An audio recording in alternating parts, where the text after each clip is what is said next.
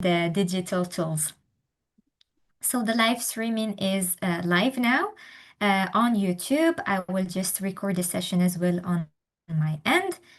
And yeah, waiting for Sam to make me a co-host so I can start the recording, but we will not take any more time.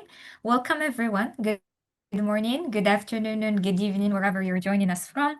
If this is the first time that you see me and you hear my voice, my name is Khadija Amahal. I'm from Morocco and I'm World Merit's Global Community Engagement Associate. If you missed the heartwarming opening speech of Brianna, our CEO, I invite you to watch the recording and you will learn a bit more about my story at World Merit. So, over the last 2 days, we've had several fruitful discussions, but I will not go over in details. I will just share with you briefly what we discussed yesterday. We had a session on reimagining education, followed by an interactive and informative session on well-being. Today, we continue with new themes. And just to reiterate that these discussions, these topics, and themes were all designed thanks to the input that we received from you. So, thank you so much for being here with us. If this is the first time that you are joining, welcome. If you've already been part of the discussions that we've had over the past 2 days, I hope you had a wonderful time. And I guarantee you that today will be just as amazing as the last 2 days.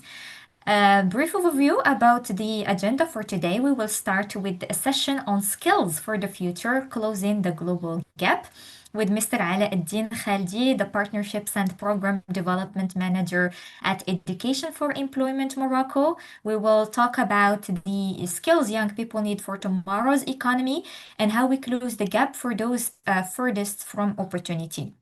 Following that, we will have another session on building businesses that change the world with Lisa Friscia, when we will talk about how social entrepreneurship combines both purpose and profit, and she will tap into the strategies for building, funding, and scaling mission-driven ventures. And we will conclude with an interactive community segment facilitated by my colleague from the Community Development Department, Mohammed Lahmami. And the session will be as interactive as possible to discuss how Volunteers for Cause and our World Merit Councils work together to empower young leaders worldwide. But before we start, and as usual, I'll be sharing some housekeeping rules to make sure that the session goes and runs as smoothly as possible. Please note that the microphones are disabled. This is not to limit your participation, but to just make sure that we avoid any background noise and accidentally unmuting yourself while our guest speaker is speaking. If you have any questions whatsoever, please put them in the chat. We have a whole team here with us today to monitor the chat and to respond to your inquiries. There will be live interpretation in French. Please look at the bar tool, the toolbar at the bottom of your screen. You will see the interpretation icon. I will also share a screenshot right after I finish my introduction. Live captions are also available. Simply click on show captions. I will also share a screenshot to show you how it looks and where to find it. Please continue your active participation, share your reflections, pay attention to the guest speaker and answer any questions that he'll be sharing. And if you are using a pseudonym, please change your name. We want to make sure that everybody is safe. So if you are using a wrong name, we will remove you from the meeting just for security purposes. And again, speaking of safety, please avoid sharing or clicking on any unfamiliar or suspicious links. About our speaker today, Mr. Ala Eddin is currently the Partnerships and Program Development Manager at Education for Employment Morocco. The mission of the organization is to create economic opportunities for unemployed youth in the MENA region, so that they can create a brighter future for themselves, their families, and their communities. With over 6 years of experience, he has worked in international cooperation, project management, education, and partnership development, collaborating both with the public, the private, and institutional stakeholders, both in Morocco and internationally. Without any further ado, Alaaddin, once again, thank you so much for accepting my invitation. It's wonderful Thank to you for see you having again. me. The floor is yours. Thank you, Khadija, for this amazing presentation introduction. And from what I understand, I have an amazing audience today, both nationally and internationally. So I'm very glad to be able to exchange with you all today to discuss and to come up with new ideas together. I'm more than happy to share with you all what we've been doing here in Morocco at EFE, what kind of initiatives and program we are launching, what kind of projects we're developing, and what kind of feedback and impact we've been having. But I would also be very grateful and would really enjoy to have also some insights from you guys. So don't hesitate to ask as many questions or give us as much feedback as you can. So I'll be sharing my screen very briefly to share some slides with you.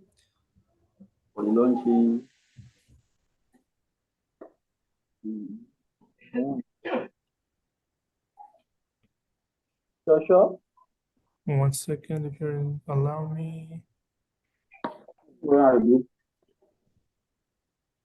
What's your name?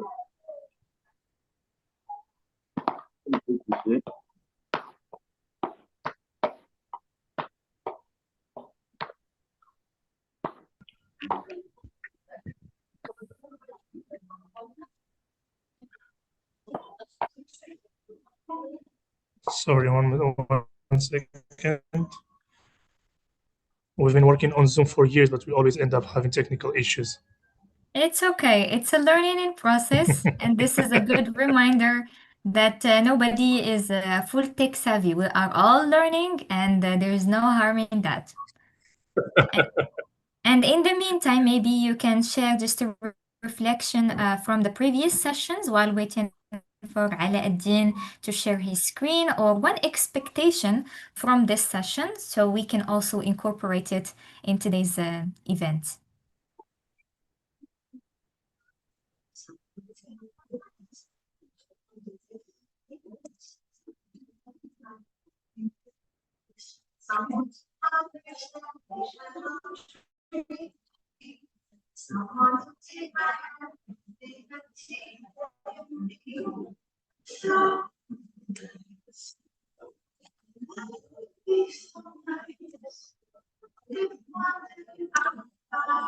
All right.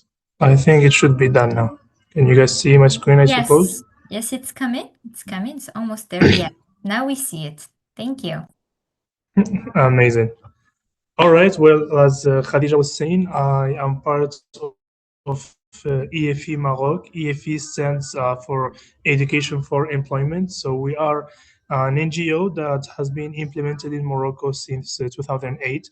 And just like Khadija was saying, our main purpose and goal is to provide youth with job opportunities through training, which where the name comes from, Education for Employment.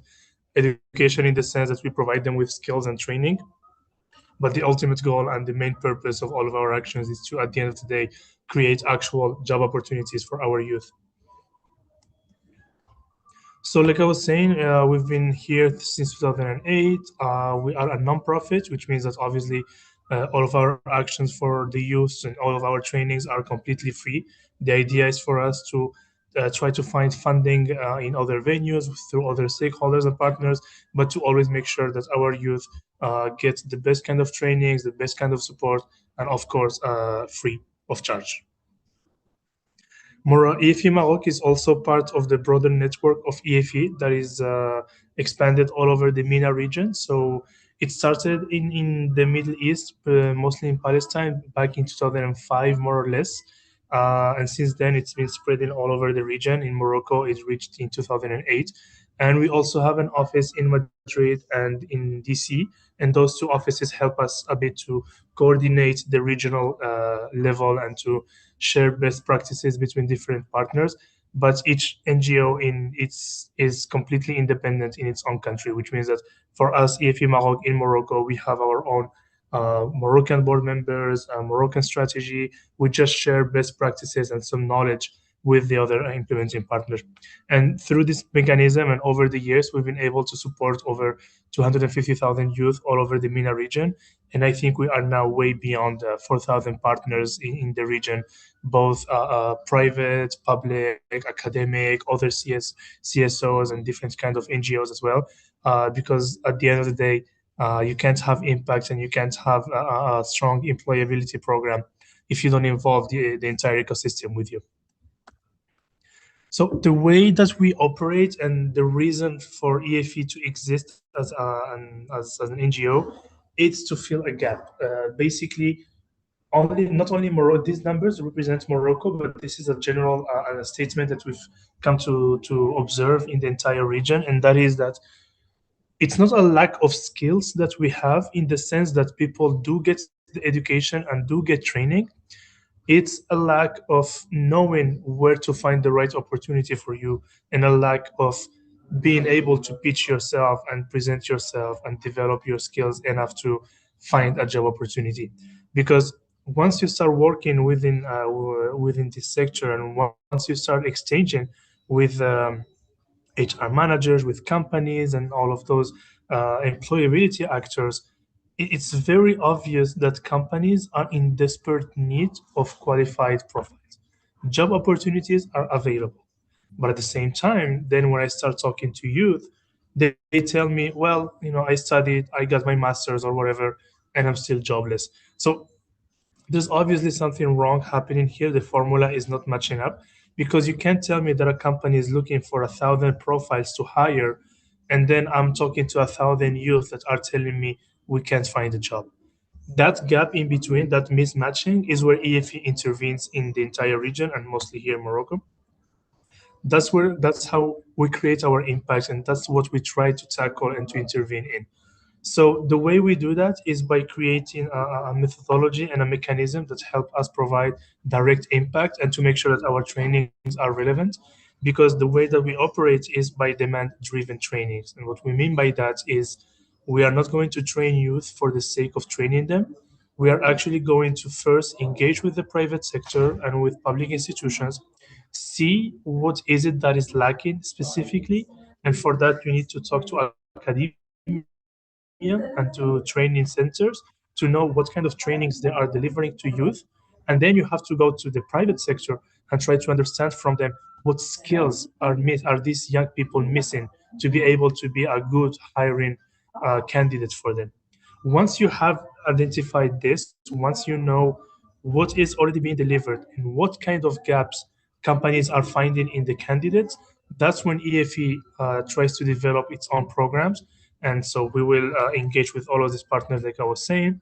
We will develop our training curricula, we will adapt it to the specific needs. We will also try to see which industries or which sectors are more promising, or are offering more job opportunities for the economy in general, and for our youth specifically. And based on that, we will develop our trainings, we will deliver it to our youth, we will monitor them, of course. And when it comes to trainings, it can be for just soft skills, it can be sometimes just to tell them that this opportunity exists and let them discover it on their own. It can be to support them to create their own company, for example, through entrepreneurship.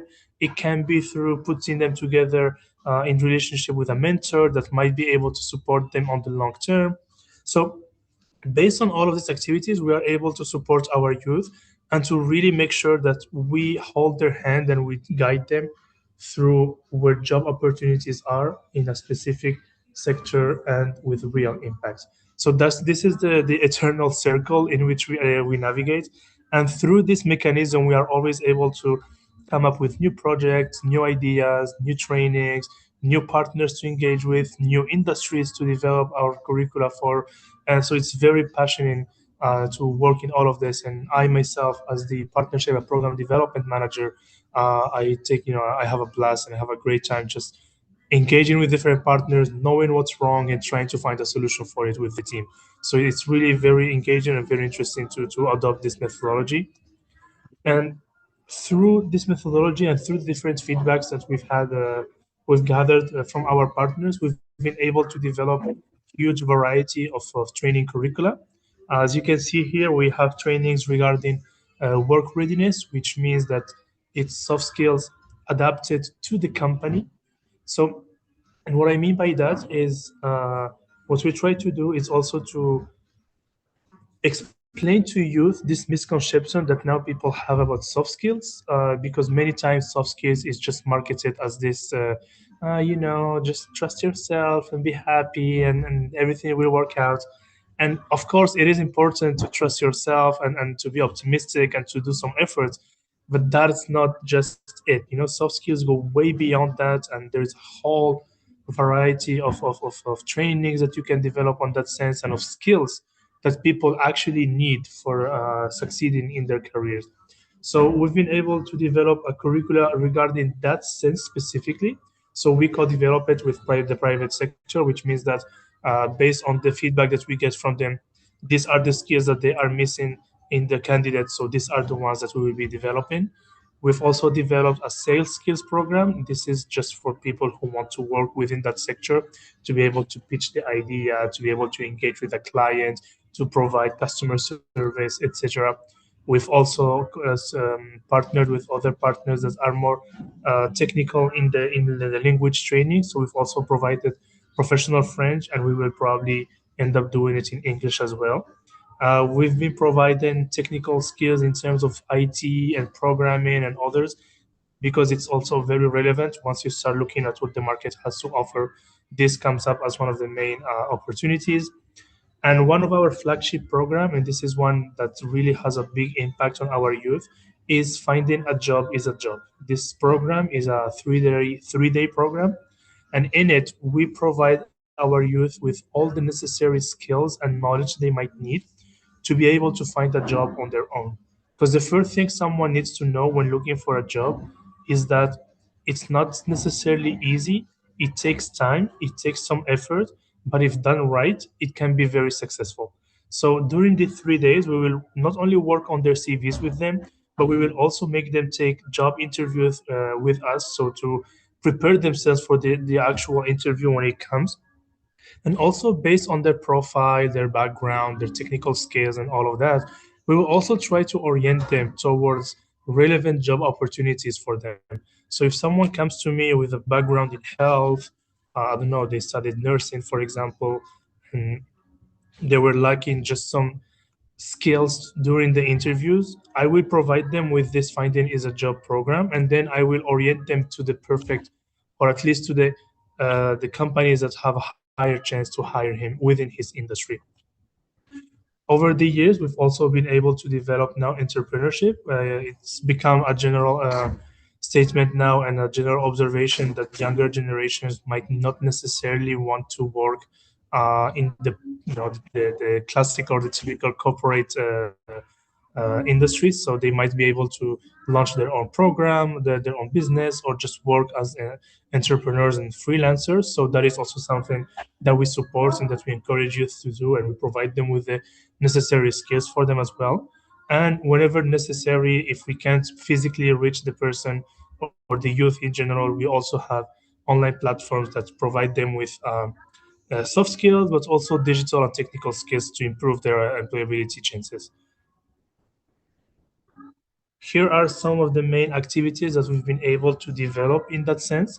Like I was saying, just training someone is not enough. The idea is to really create a job opportunity for them. So training is the starting point, but then we will make sure that we are always connecting them to opportunities.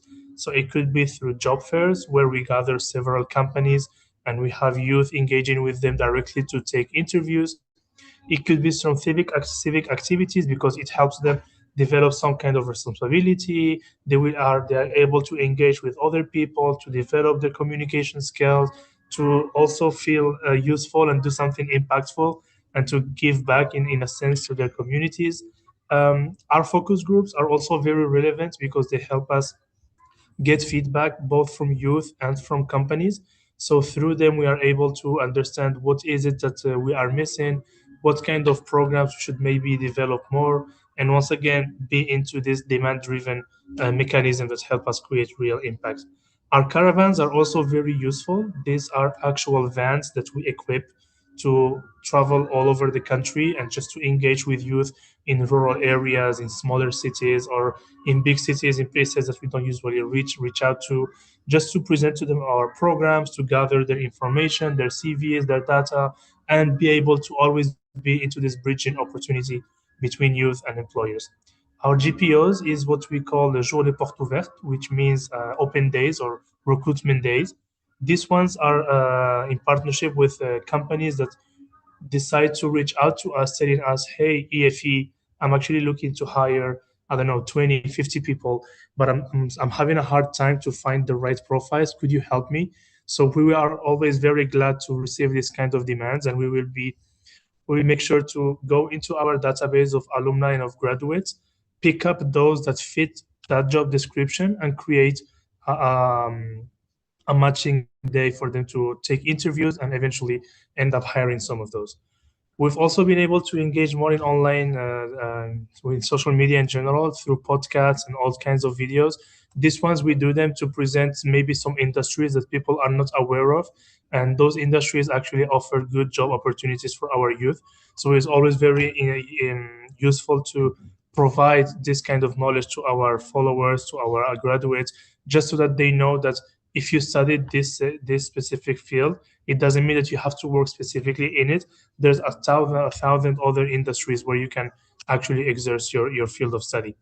And mentoring, because it's very important, and I think we all know it now at this point, to just have someone who has gone through this before you to be able to give you the best feedback and the best advice from it. In Morocco, we have a training that says a saying that says, ask the one who've gone through it before asking the doctor, because someone who has been sick about with something, or who has experienced something, has real knowledge about it and can be able to provide you with the best feedback possible. I'm not saying that you should listen to your doctors, just to be clear, but at least in this matter, having someone who is more experienced than you is always useful to just broaden your insights and your experience in terms of job searching. So through our these different initiatives that we've developed, we are being able to support many youth. We've placed now, I think, over 20,000 youth all over the country, and as you can see, it will just keep growing over the upcoming years. We're very happy about it, but we've also been able to just train many more in several industries. And as you can see here, we have oriented our youth everywhere. As long as there is a job opportunity, EFE will be present. So I will get back to this slide later on, but here is an overview of what we've been doing. Or since our creation, we've been able to support over 90,000 youth in all the different training programs that I showed you earlier. So, soft skills, sales skills, finding a job is a job, entrepreneurship, digital skills, technical skills, etc.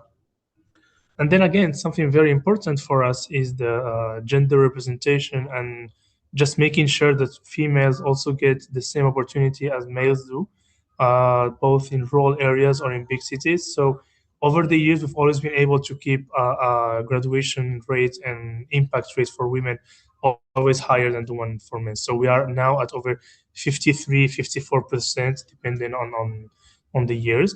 And something also very important that we keep in mind is the people that go through EFE and that end up finding a job. It's not just about signing the contract, it's about creating a long term impact in their careers. And what I mean by that is you've trained with EFE, you've developed some skills. We've been able also to support you to find a job. But now, what good is it if you can't stay in that job for more than a month or two, or maybe a year or less? So the idea for us here is also to track what the retention rate is, to make sure that our youth are actually benefiting from the job opportunity that they've had, and to just create a long-term impact in them, because any kind of experience you can get is better than none. And in that sense, we've been able to have over 80% of retention rate after 3 months. And to be able to do this, we train our youth, we place them, and then every quarter, every 3 months, we just reach out to them and we call them to see, hey, so what are you up to, etc., blah, blah, blah, and just having some insights and some keys about them. So this slide here is where I want to focus a bit more, and this is where we are going to go back to this whole workshop for today, which is the kind of skills that people are looking for, the kind of skills that are missing, and what the future of work is in general. As you can see here, the size of the sectors are not all the same. They are more or less representatives or of where we have placed most of our youth. As you can see, the automotive sector is one of the biggest in the center. tourism and retail as well are pretty big. Same for the healthcare industry. And now lately we're also going to other industries such as the global business services, aerospace and aeronautics, energy, education, and agro processing. What what is important to know about this is that no matter what the industry is, and no matter what the sector is, and no matter where the company is, it could be in the north of Morocco, in the south, in the center, in a rural area, in a big hub. It doesn't matter. Every time I talk to HR people, the statement is always the same. The skills that they are looking for the most is soft skills. What do I mean by that? I would rather have, and this is something that I've been told mostly many times, is we would rather have someone that is not very brilliant, but that is very good with his team and very good at presenting himself, rather than have someone that is amazing at his job but is terrible to work with. Companies do not necessarily look for the top performers ever. That's something that you can work on over time. But if you can have someone that is able to be good with his team, be good with his manager, be able to learn, be able to present himself, be able to send him somewhere so he can introduce the company in an event or whatever, those skills are what really creates the difference in a profile. So that is something that people tend to forget, and that's why soft skills has always been considered like, nah, it's just this useless thing that no one needs to care about. But it's actually quite the opposite. Whenever you talk to the people within the field, people who are actually the ones hiring, that the decision of you having a job or not depends on them. Those people are telling us that it's quite the opposite. That working on yourself, not on the technical parts, but on yourself as an individual, that's what really creates the difference. And unfortunately, we see it. Example here in Morocco, many times when we conduct a recruitment day with a specific company and we invite our youth to come.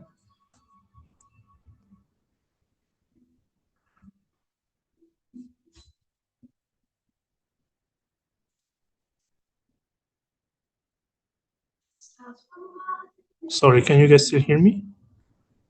Yes, we can hear you and we can see you, Aladdin. Ah, perfect. Sorry. The Wi Fi went for a second. Okay. So, like I was saying, the major point of working on yourself is, of course, develop a skill that the market is looking for. Could be languages, could be AI, could be engineering, could be some technical skill regarding industry. It doesn't matter. That is something that is there's something that is considered like the basics. Everybody has a degree. That's what we keep hearing, but not everybody is able to pitch. Not everybody is able to work with teammates. Not everybody is able to respect his manager and talk in a proper way. Not everybody is just able to speak in front of someone else. I mean, most of the people of the youth that we work with, many times they are so overconfident, and then the moment you sit him in front of an HR manager and you ask him, "Well, introduce yourself," complete freeze. It's the blank. There's words are not coming out. Cold sweats are starting to appear on them. So unfortunately, those are the things that people neglect, but they are the most important. So I don't know what are the backgrounds of our audience. I'd like to exchange a bit more with them later on to have some feedback from you guys. But it doesn't matter where you're from. It doesn't matter the countries where you guys are from. These skills are still transversal and are still universal and necessary in all of them. We have companies that are obviously multinational, so the HR managers are working for Morocco, and then they're also working for Europe or from other countries in the MENA region.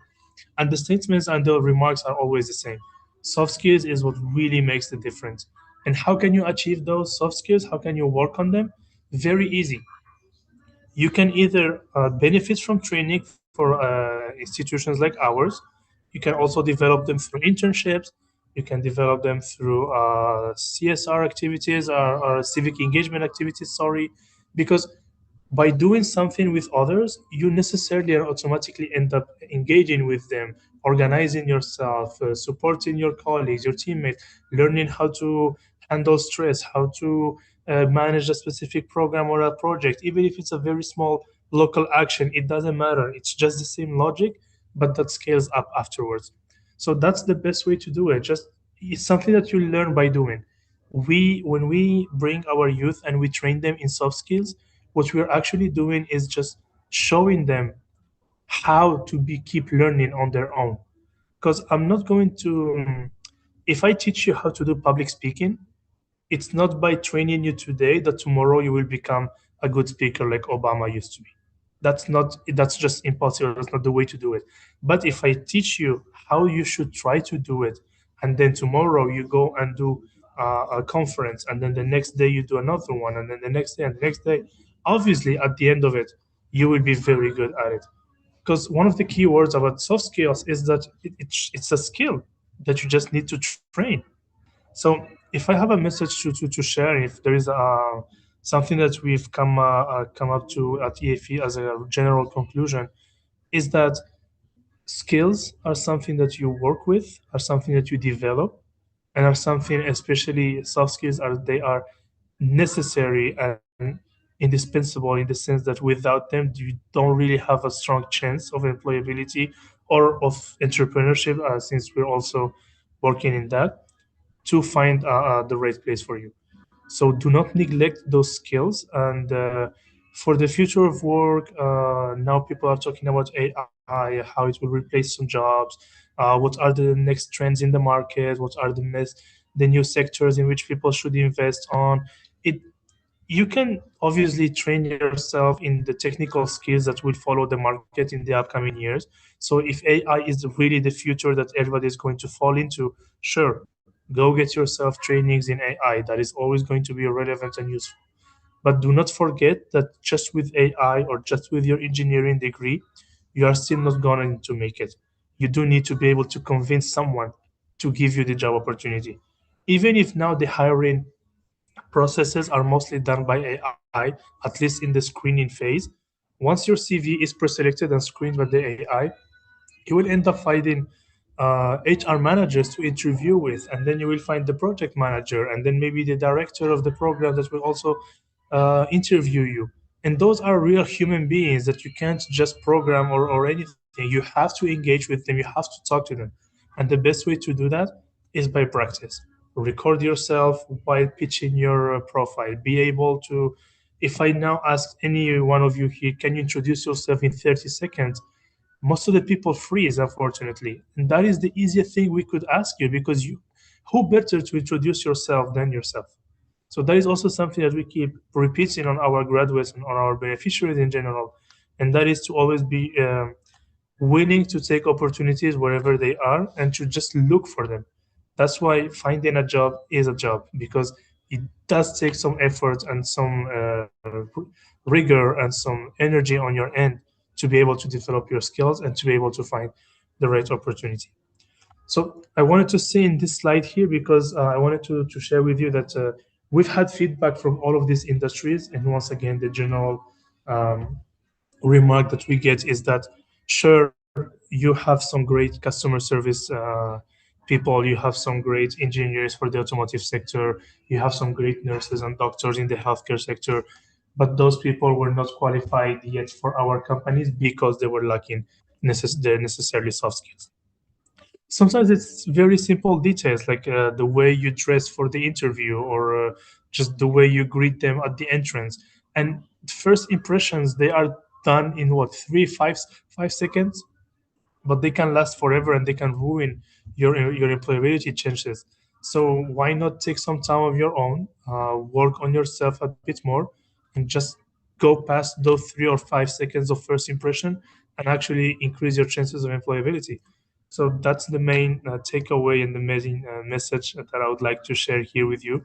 That no matter what the industry is or what the future of work ends up being in the upcoming years, at the end of the day, humans are still at the center of it. So human interactions and soft skills will always be at the heart of employability and developing your skills.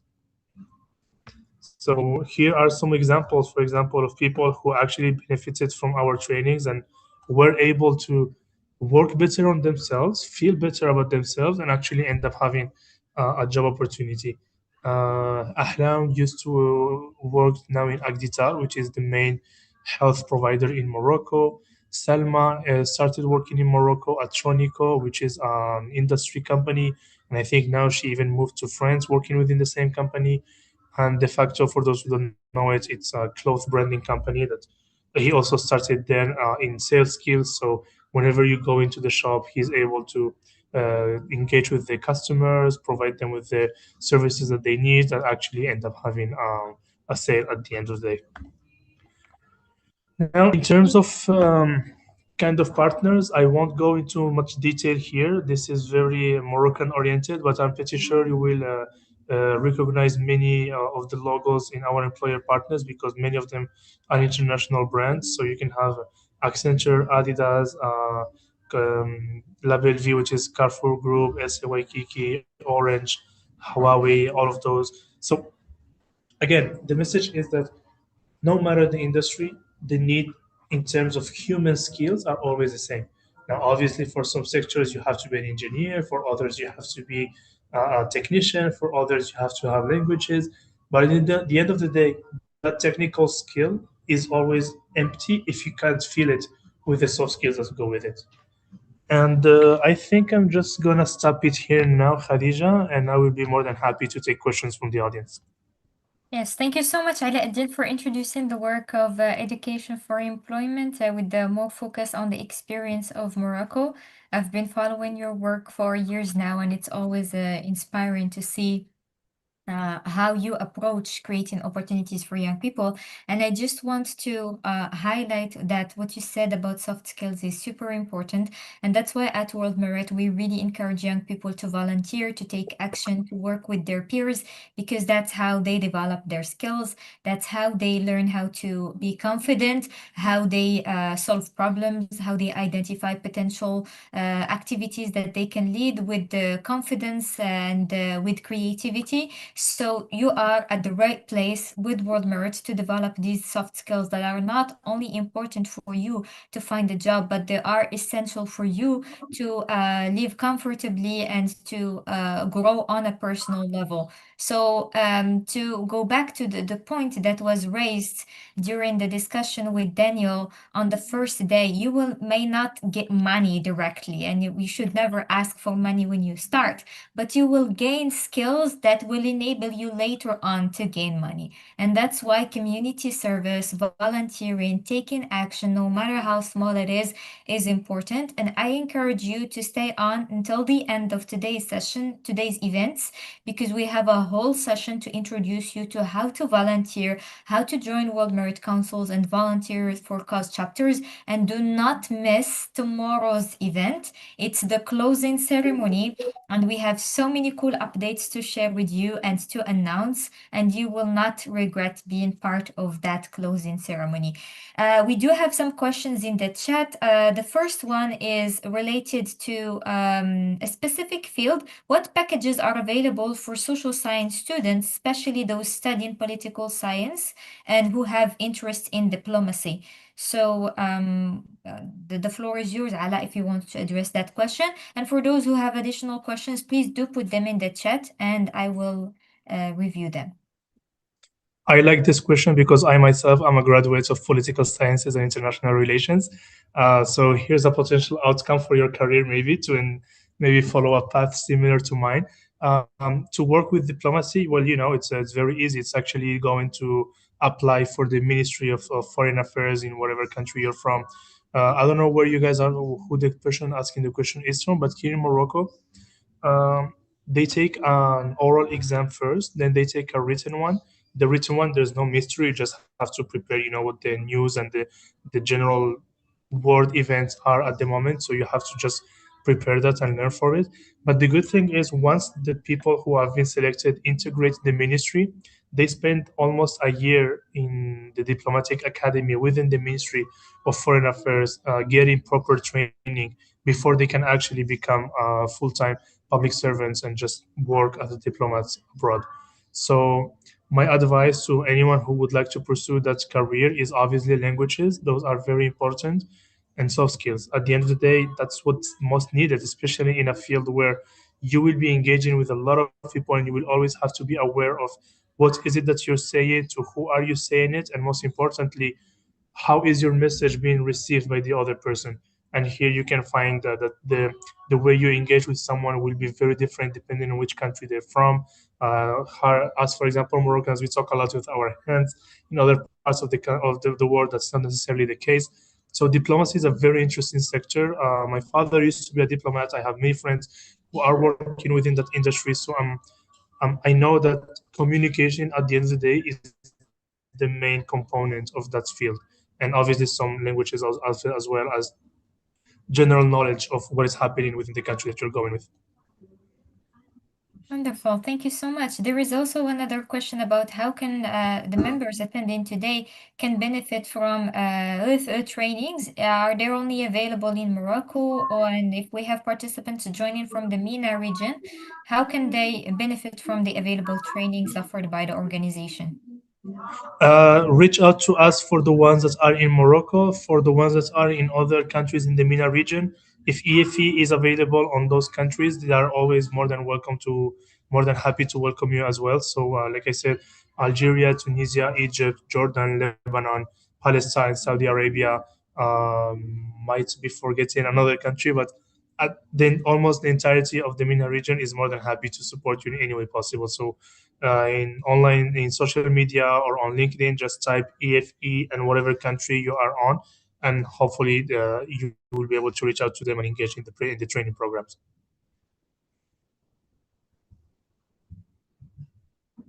You are muted, Khadija.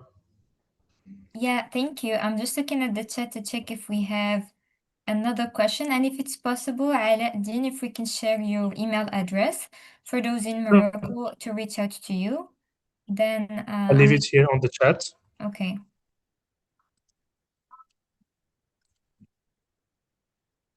There is a question in the chat by Abu Amar, and it says, please, what areas are going to lay more emphasis? And again, please, can you create a global opportunities for the participants, just as you said earlier? So I think this maybe is addressed to you. I believe that this is maybe a question about the future skills based also on your daily interaction with the topic of skills and employment opportunities. Which areas do you see are will experience more growth in the future and will gain more attention, as well as will create more opportunities for employment for young people? Um, Based on the market tendencies that we are observing lately, obviously all the digital industry and the digital market are going to be very relevant and very promising in the upcoming years. It's what we call the global business services in the general aspect, and that includes everything relating to outsourcing, to BPO, to ITO, and all those different sets of skills that I think Khadija is also very familiar with. Uh, those are obviously a very prominent sector. And then let's just not forget industries that, as long as they are human centered, they will never cease to be relevant. And by that, I mean in health, I mean hospitality and services. Those kind of industries will not stop being relevant and will not stop developing because human needs are always going to be the same. We need to eat, so food security and everything related to the agro business industry are always relevant. We need to have transportation, so all the automobile industry is also going to be relevant. So sure, we are automating many things of the project, but some positions are not just not possibly replaceable. Some technical skills that are seemed as bad jobs because they're just working in the factory, but are very needed because without them you can't have cars, you can't have transportation, you can't have merchandise being transported from one country to another and from one city to another. So those are also very relevant skills for the future, but obviously digital one in the era in which we are moving is going to be a top priority. And they will continue to evolve. That's why I go back to the reminder that Fulami gave us yesterday, which is always pursue knowledge, continue learning, continue developing your skills, because this is how you will accommodate to any evolving challenges or changes in general in the job market. We will conclude with one last question. Kautar Nate Boué says, hello, Mr. Khaldi. Thank you for your inspiring session. I'm a recent marketing and organization management graduate from Morocco, and my long-term goal is to build a career in management and leadership. I'm currently looking for my first internship. In your opinion, what experiences and skills should I prioritize today if I want to become a strong manager in the future?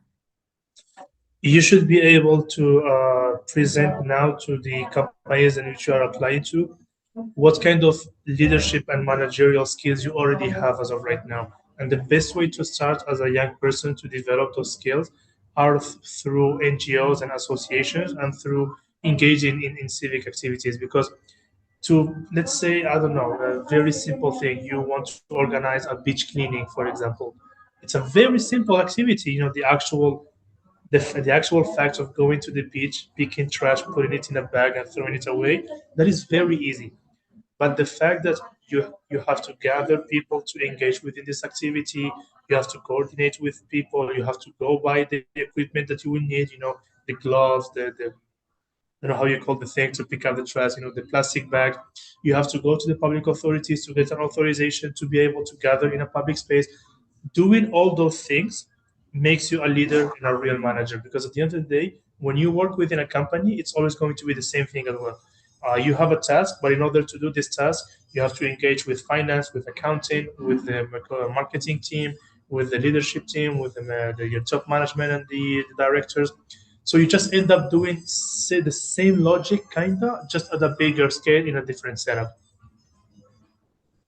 Thank you so much, Ala for highlighting the importance of being active, of looking for opportunities and creating opportunities. We just want to highlight, speaking of internships, World Merit is offering several internships throughout the year. I invite you to create your account on the World Merit platform and to keep an eye on our future opportunities, because if you are not selected this time, you will definitely have the opportunity to be selected for future ones. In fact, we just wrapped up a very long process of recruiting 2 interns for our SEMA Academy partnership, and stay tuned. We will soon announce a very cool opportunity for those of you who are passionate about storytelling, mobilizing communities for common good. Once again, thank you, Ala Adin, for your time. I look forward to designing ideas for collaboration. I can see in the chat that our community is very interested in collaborating with the EFE and creating more opportunities for them to develop skills and to improve their careers. So I look forward to continuing the collaboration. And for our lovely attendees here today, please stay here. We will just take a short break. Feel free to grab a cup of water, tea, or coffee, and I'll see you in 4 minutes exactly. Thank you all. Thank you, Khadija, and thank you, everyone. Have a good day.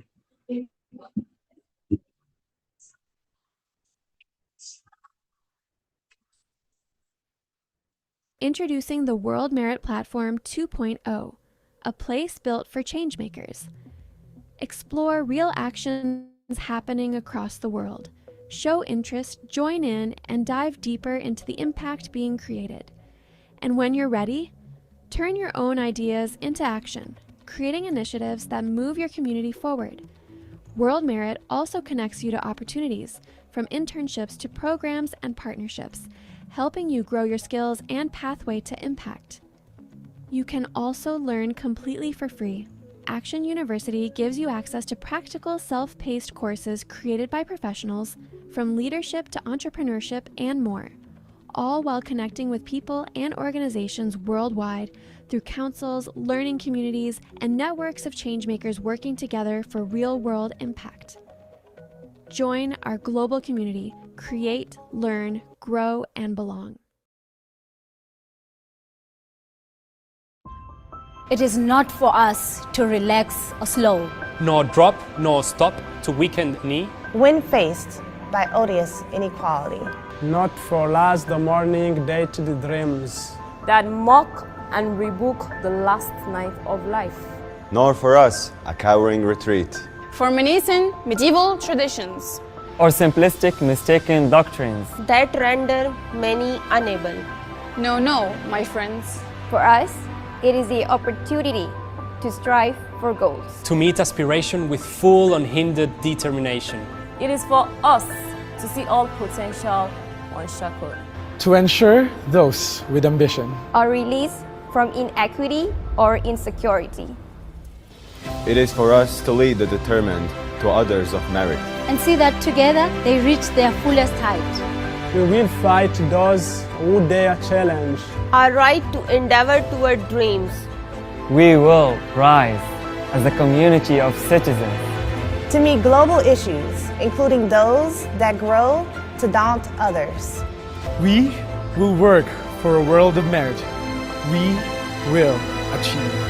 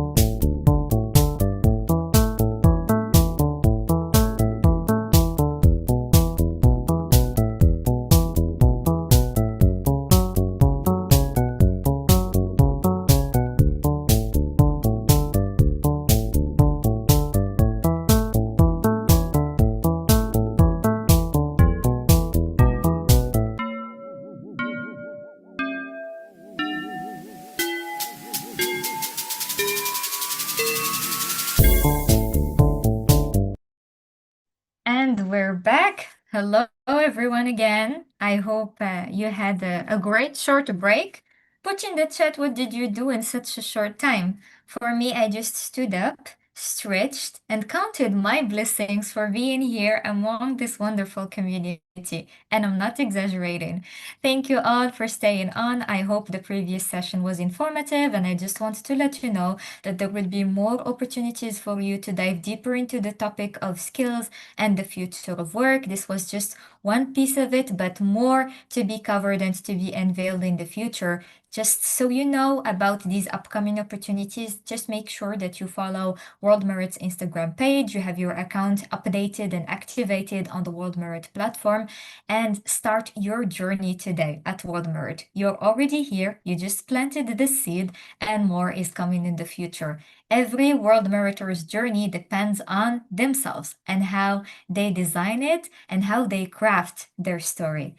I will not take more time to speak about how excited I am for being here and how you can build your own career and journey at World Merit. I'm delighted to introduce Ms. Liza, who will be here with us to talk to us about a very pertinent topic, which is businesses and how, let's say, how businesses affect the future and businesses for the future. I will give her the floor to introduce herself and to share more details. But for now, I'll just read her short bio so you know who she is and her background in relation to the topic of the session. She's the founder of Franca Consulting, where she helps growing organizations build the leadership infrastructure that lets good ideas actually survive contact with reality. A former teacher and school principal turned chief people officer, she helps mission-driven organizations navigate growth and change in ways that are inclusive, equitable, and built to last. She works with founders and executive teams to clarify decisions, rights, strengthen management, and design systems that hold up under pressure. So the mission does not depend on any one person's willpower to survive. Thank you so much, Lisa, for being here with us, and I cannot wait to learn more from you about how to build businesses that change the world. The floor is yours. Thank you. Let me see if the technology, yes. I love having a deck. It's the teacher side of me that has never gone away. And let me just put up the chat. So, well, I'm so excited to be with everybody. As Khadija said, I've played a lot of roles and really love working with younger leaders at the beginning of their career. And so, a lot of what we're talking about today is lessons learned the hard way from my end, and hopefully giving you some direction on how to create the organizations or the movements or the groups, whatever vehicle through which you're exacting change, to be able to do great work. And so what we'll be talking about is how values aren't a vibe, and how values can actually create the infrastructure, whatever movement you're trying to create, whether that's a club, an organization, a nonprofit. I know there's lots of different change makers, and the direction you'll take it might be different even from what you're thinking today. But we'll get started. So just a little bit about the flow of what we'll talk about. We'll start with just introducing myself a little bit. We'll talk about how to name your values, what culture actually is, how to stress test those values, and then how to turn that into actual behavior that people are actually doing, and then how to make it hold as you grow, right? Because we all know when it's 5 people versus when it's 30 people are two very different situations. In the upper right-hand corner, there's a QR code. It's just a way to connect with me, whether that's on LinkedIn, and we'll talk about that later, but just wanted to explain what that was. All right. So a little bit about me. One of the things that when I heard about World Merit resonated with me so much was that it was a group of change makers who were deeply mission driven. And that was definitely, I hope that it's still me, maybe not the young part, but the rest of it is. And really thinking about how to affect change. And when I stepped into leadership, that was the thing that I was thinking about, the impact I was going to have, the support that I was going to be able to give to communities. I thought less about how to actually lead the people who were with me in the process.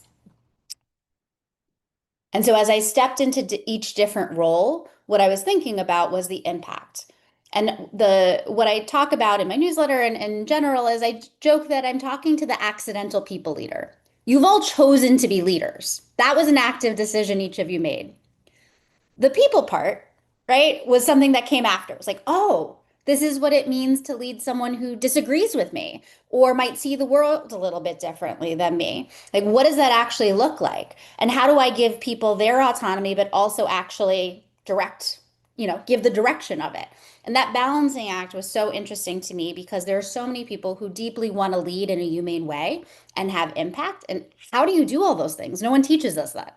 And so that's the work that I love to do. And that's what we're going to talk about, how to create an organization that not only drives the impact that each of you is envisioning, but it's one that's deeply humane and centered in your values and the work that you want to do. So this will be a little interactive. If you have a piece of paper around, you can definitely use it to journal.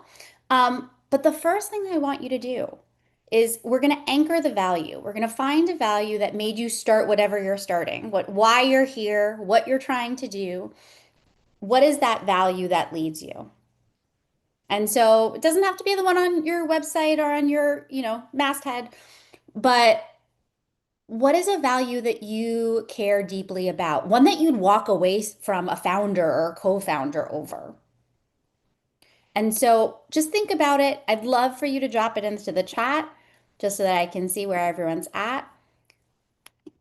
I'll share mine. It is a combination of equity and access. That is my value that drives everything that I do. But I'd love to see a few in the chat. What's one or two of the values that's driving the work that you do? I know folks are still dropping in.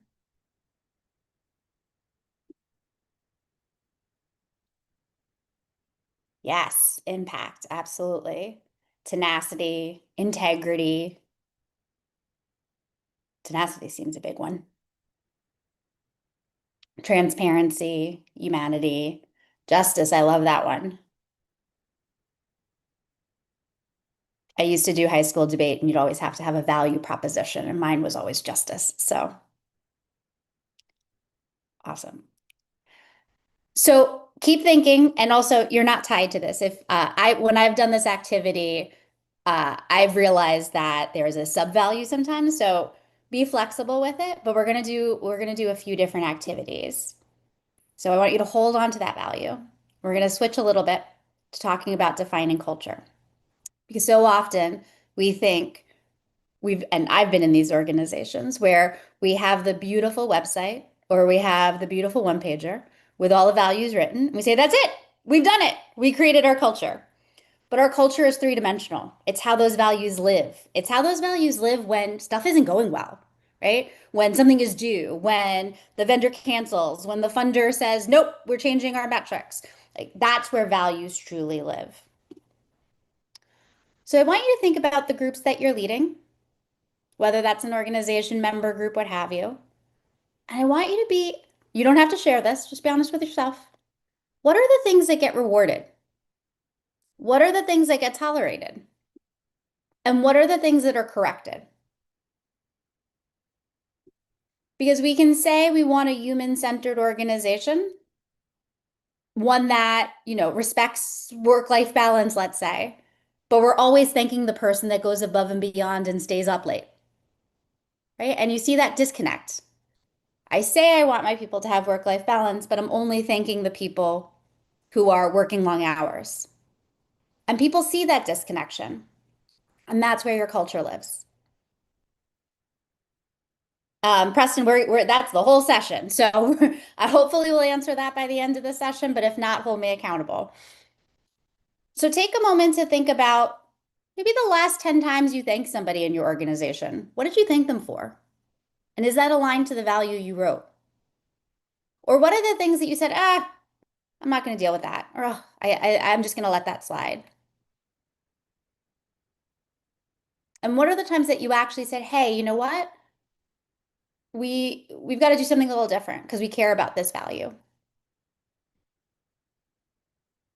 And so think about it for yourself and write a few of those, just jot a few down for yourself.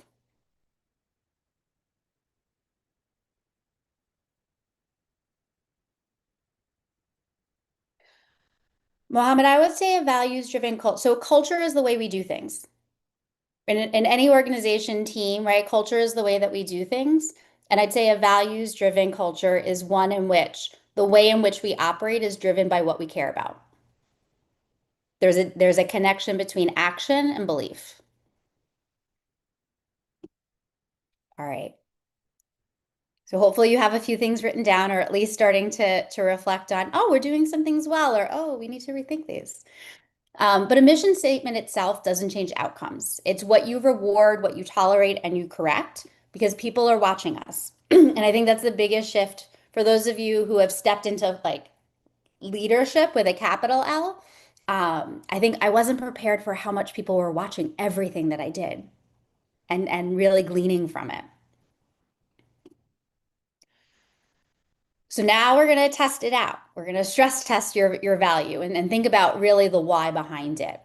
And really the reason why I love this activity is because I don't think that I fully appreciated how much leaders are storytellers. And so you are constantly telling a story and that narrative connects people. And a lot of us are from cultures, right, where storytelling is a part of that, whether you go to church or mosque or synagogue, right? Those stories connect people and your stories as a leader are going to connect people as well. And so this will help you. All right. So it's a 3 why test. You might have done this in different ways, but essentially you just keep asking yourself why. So first, Why does this value matter to you and how you actually operate? For those of you who wrote integrity or justice, why does it matter to you? Not the canned approach, but like, what does it actually mean? And so for me, right, an example could be access is really important to me because every program gets built to run without a fee, a scholarship form, or an application by default, not by request, right? Someone doesn't have to ask for it. Because for me, one of the reasons why access is so important is because it is about creating opportunity. Then the second question, well, what does this protect the mission from? Is it mission drift, funder pressure?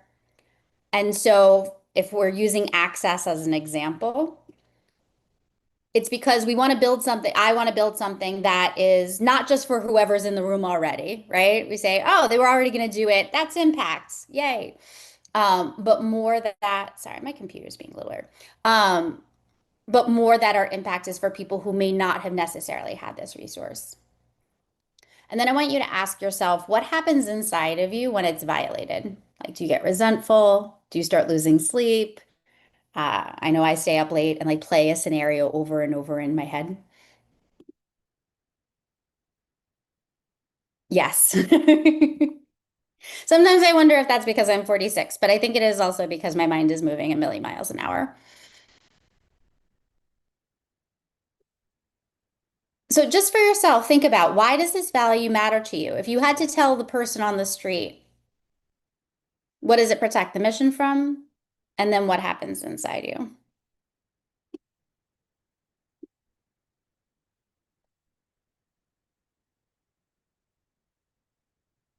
All right.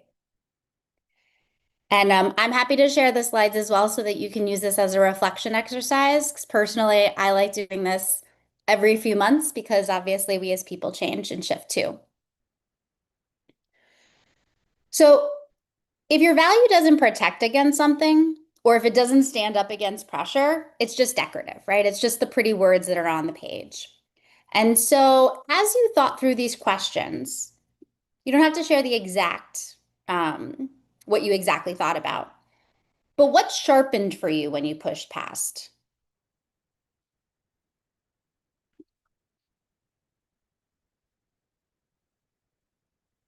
As you thought through these questions, what may have been like the light bulb moment? What might have sharpened?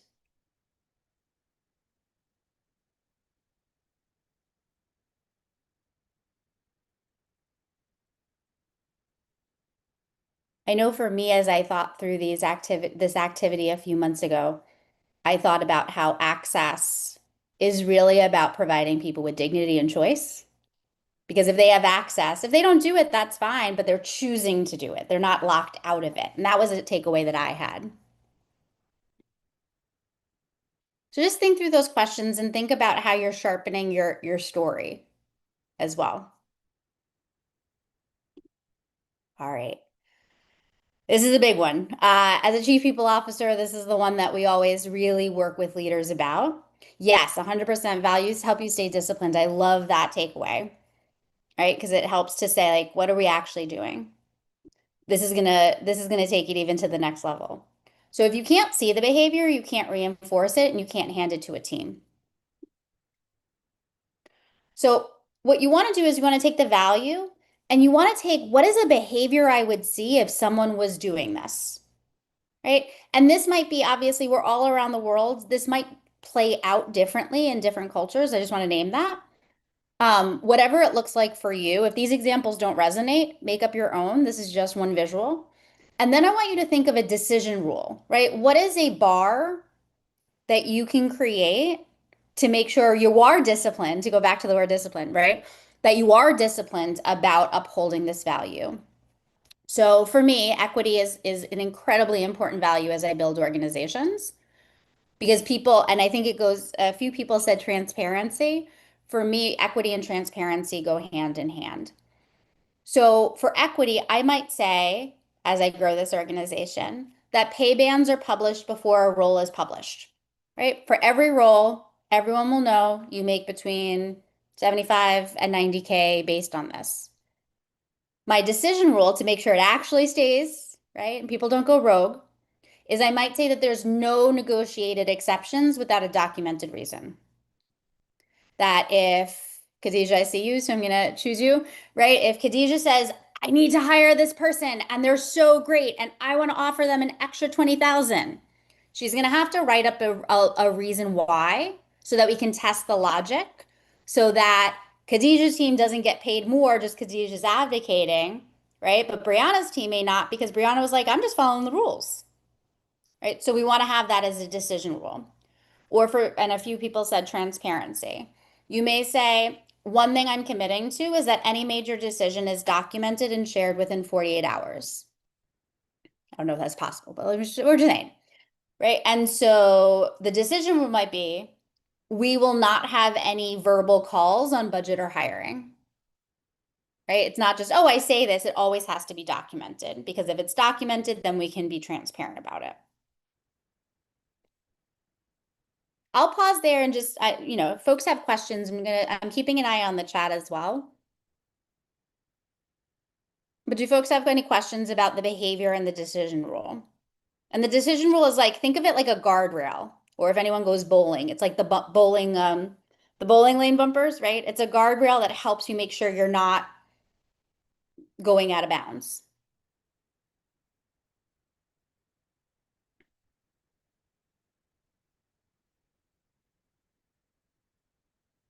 Mohammed, I think I'm gonna hold the World Merit team to answer that question.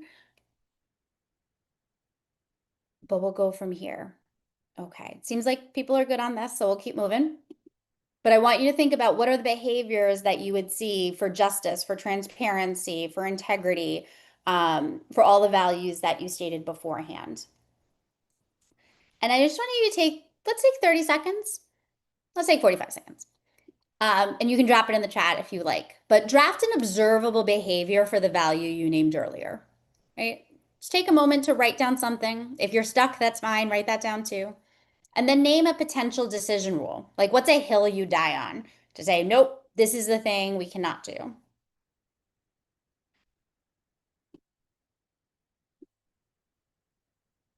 And this is just for yourself, because I know when we're leading, we're doing 5 million things. And so just having a minute to just write and think can be just a gift.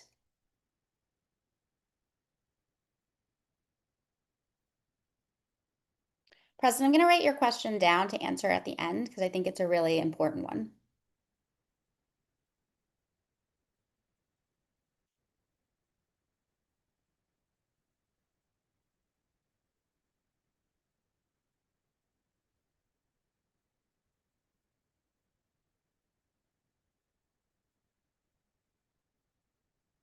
All right. And so when you're saying, I don't know if Mohammed, if your question was for me, but when we're saying a behavior attached to your value, we're saying if you saw someone do this, you would say, that person is living the value I believe in. Like, what does your value actually look like when people are doing it? And one of the reasons you want to be actually drafting observable behaviors here is because we all have different life experiences and we all have different, identities and cultures and what have you. And when we can say this is what it looks like, what we're actually doing is we are creating a shared language for our group, right? We're making sure nothing is left to chance, because what I think is collaborative may be different from what you think is collaborative. And that doesn't mean one is right or wrong, but we have to actually agree on what it is in order for us to work together. Khadija, I think that's a great example, right? If, it might be see something, say something, that we don't let any team member struggle, right? That might be what collaborative or kindness or teamwork mean. It's like, what does this look like on a Tuesday?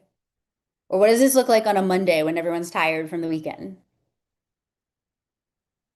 All right. And the next thing, right? I'm not saying it's easy, but I will say it's simpler when you're 5 people around a table and when your group starts to grow in size, right? And you're communicating through people. You want to think about how do you now start embedding and scaling this, right? Because what it looks like, again, when you're 10 people and you, the leader, can talk to everyone one-on-one, and then you're 1,000 people or even 200 people, and you just can't physically talk to everybody anymore. So these are some ways that your values get tested. One could be who you take money from. It could be a funder, an investor, a client, right? Do these people share values or just say that they do? It comes down to who you hire first or who you promote. If you're not hiring and it's a volunteer organization, right? It's who you hire and who you put into other leadership roles for, right? Because that's sending a signal to everybody else about what your values and culture is. Speed versus the value, right? Sometimes we have to get things done quickly. That's just going to be a reality of all of our work. So what does it actually look like? Like, what does it look like when people are moving fast? Like, what does integrity look like when I have to move quickly? What does transparency look like when I have to move quickly? That is definitely when organizations I work with really struggle because you have to move so fast, but you're trying to keep people in the loop, but also things are changing. So how are you telling them something that's going to change tomorrow? So really thinking about what that looks like. And then a misaligned opportunity. Like, what could be a standing rule when a big win doesn't share this value, right? It could be an amazing opportunity to get in front of a lot of people, but it just doesn't fit with the mission. It doesn't fit with that value. So these are the moments where values are tested. And if anyone has experiences with those, happy to drop those into the chat. But there is a scale inflection point that you should just be aware of, right? Moments where there's just going to be an inflection, a transition, and it's going to be a little challenging. That doesn't mean it's impossible. It's just a moment for you to slow down so that you can be thoughtful and you can be disciplined, to use that word again. You can be disciplined about how your value is showing up in this next phase, right? Because when it's 5 people, you can hold the culture. You talk about it, you live it, you thank people for it. It can rest with you. When you start to get to 15 people, though, if it's only you, that's where the cracks start. If you don't have systems, if you don't have operating principles, if you don't have standard operating procedures, what you start to see is not everyone is living the value the way that you envisioned it. And if you keep going that way, if you keep going, right, and you're more than 25 people, you are just not going to be in every room, whether that's a virtual room, a Zoom room, or an in-person room. Like, you just can't be. And that's where our systems and processes do the work that we can't do anymore, right? Because you just can't be everywhere. And scaling doesn't require, and I've definitely made this mistake, right? As you grow, it means I need to work harder. It needs to be louder. I need to be in more rooms. I need to be faster. You are just going to burn out. That is just not going to be possible. And it's not sustainable. But what you want to do is not necessarily require more work or vibes or time, but you want to require more clarity, right? If anyone's ever played the game of telephone, right?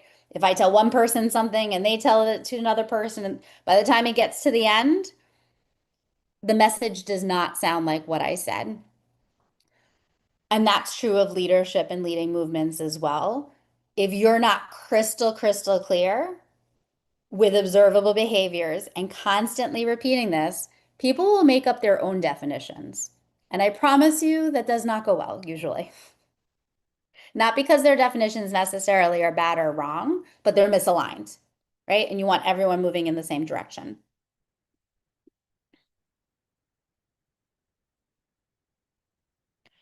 I'm just looking really quickly at some of the, okay. And so the point I'll leave you with, and wanted to leave enough time for questions too, that values are really infrastructure. So in the same way that you're thinking about, whether it's your bylaws or, the rules of operation or your employee handbook or whatever way you're, architecting this, your values themselves are infrastructure that you're building by articulating the value, how it exists within the organization, what the behaviors are that exemplify that. Because it's not what you believe, it's what you repeatedly enforce. So And growing the organization doesn't have to actually dilute your values, but ignoring them does. Because changing the world isn't a personality trait, it's a system that outlasts you. So take a moment and in the chat, drop in what's one thing that you're going to clarify or say no to. Saying no is important too. What is something that you're going to clarify or say no to as you're building whatever movement you're creating?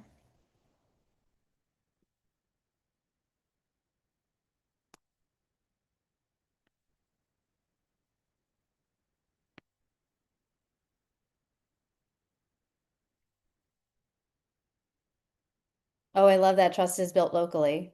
100%.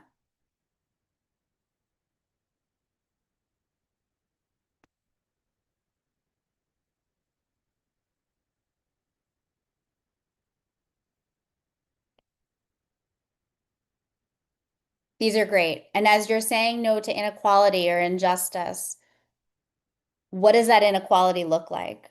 And what does it look like when you're saying no externally? And what does it look like inside the organization?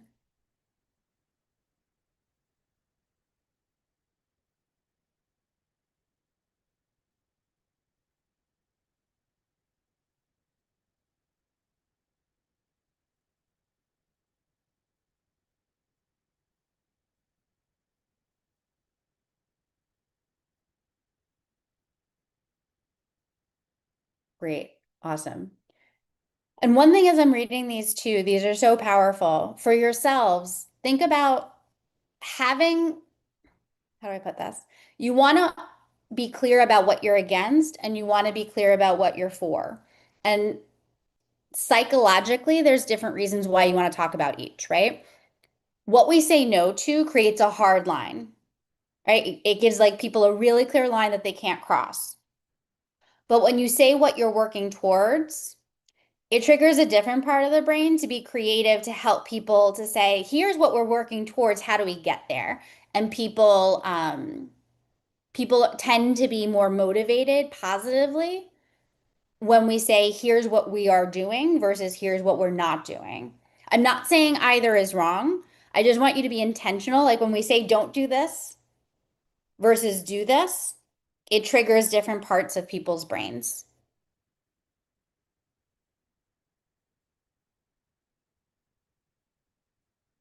These are all great. I hope even having some time to think has just been helpful in and of itself.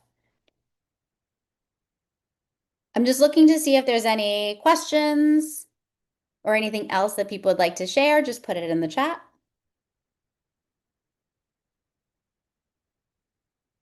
All right. Yes, embedded in your safeguarding policy, music to my ears.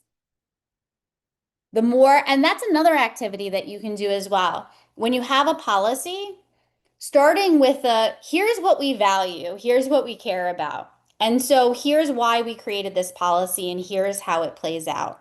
Even having one or two sentences, even if it's like on a vendor policy, like that's actually where I see a value. That's when I really see, for the person who said, what is a value-driven culture? When I see your values in like the most boring document ever, that's when I know that an organization is really, really living their values. That is a really great question. So I think it starts with you identifying what that value is and what it's going to look like. And what are the questions you're going to ask yourself? So, for example, if I care about transparency, and this is I'm going to talk about the beginning stages, right? Because that's when it's the messiest.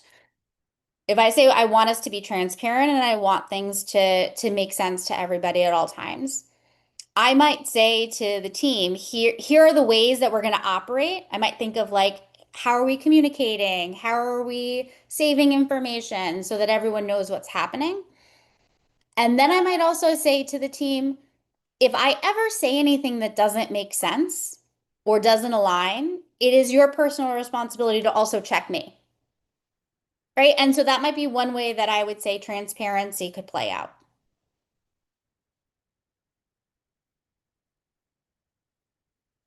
100%, Preston. It's not, we can say things all day long. If we don't act that way, if we don't, or we act that way and we, promote somebody that doesn't, or we don't check somebody, then that's just not going to work, right? People are going to see, people are going to see the distinction between our actions. Sorry, I just need to, there we go. And I'm just keeping a look on the chat for a little bit.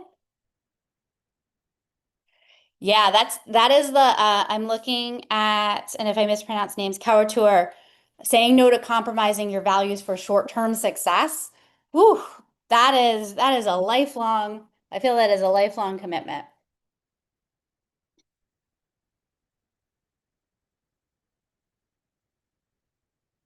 I was just listening to a podcast with Adam Grant and Eric Ries talking about how organizations are rewarded a lot of times for the short term, right?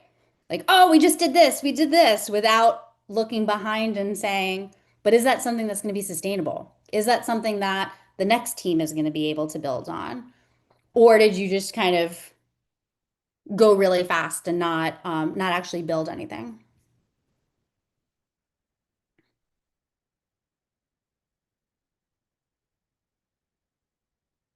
All right.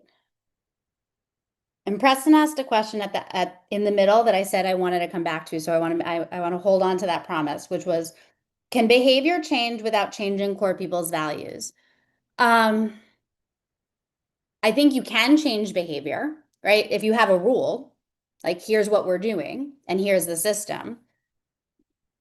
I think that if the person's core values don't conflict with your core values, then I think it's possible, right? Because each of you has a different true value than me.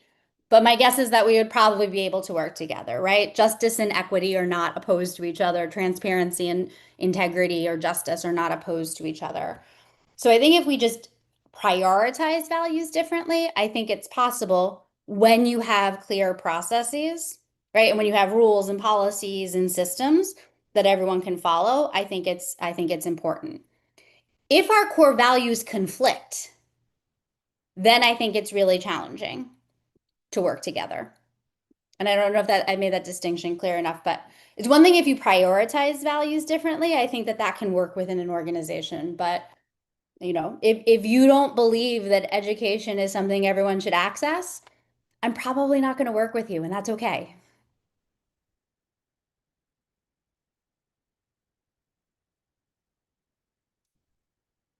All right. So that is the presentation. I'm happy to stay on for any other questions or clarifications, but I write about this a lot because, when I started out, I wish someone was helping me think through all of these things.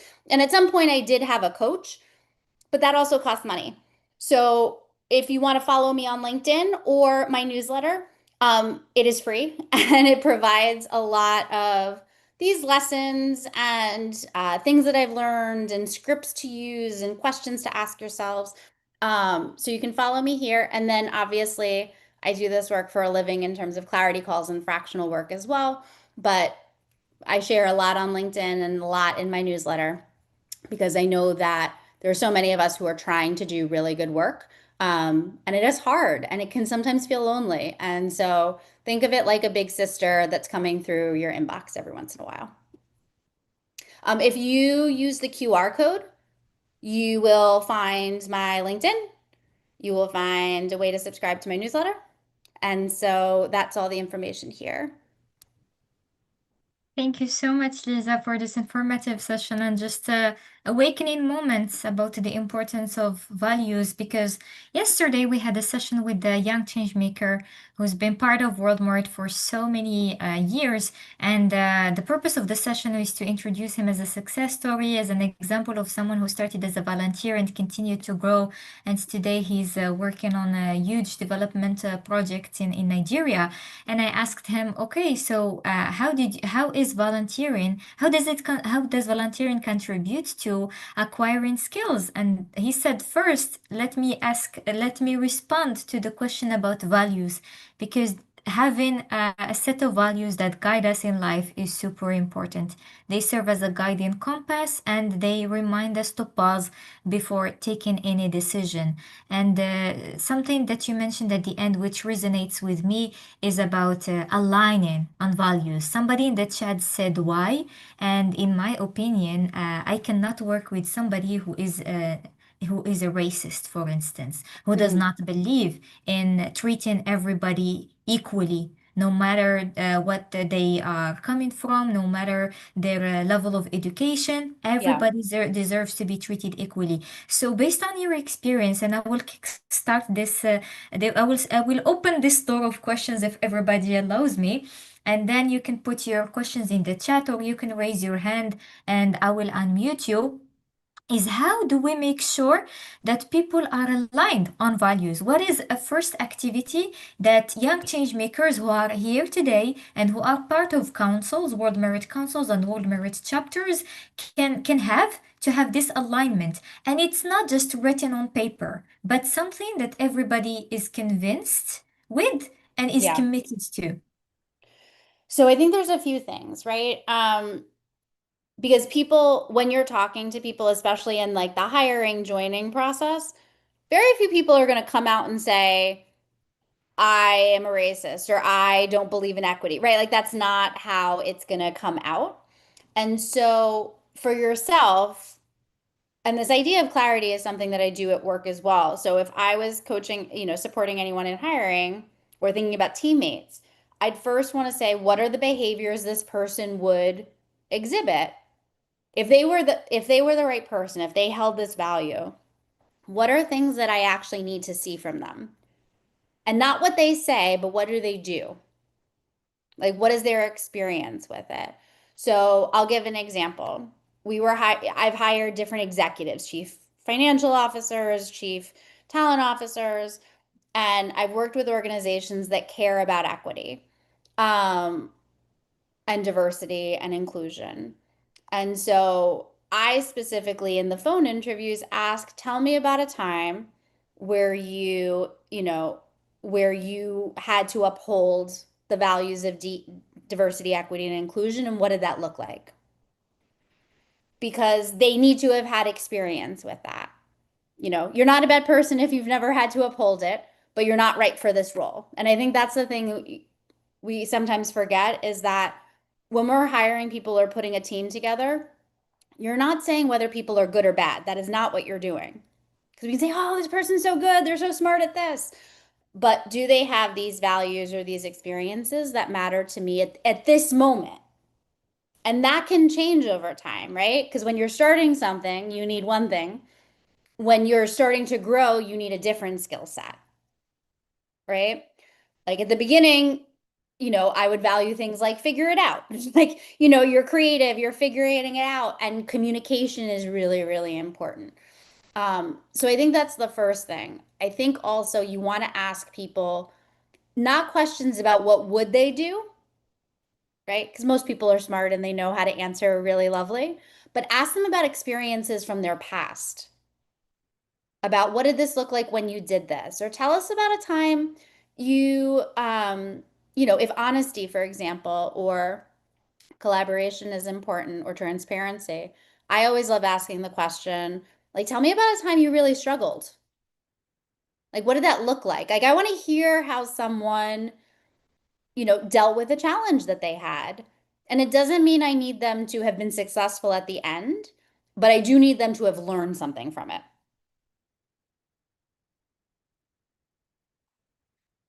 You are absolutely right. People can always prepare some well answered, well structured questions to common interviews, but when you start asking questions about stories that only them experience, that's when the real voices appear. So thank you so much for highlighting this.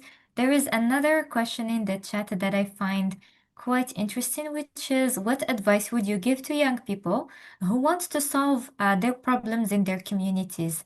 Yes, I would. So what I'm about to say is true for anyone, regardless of your age.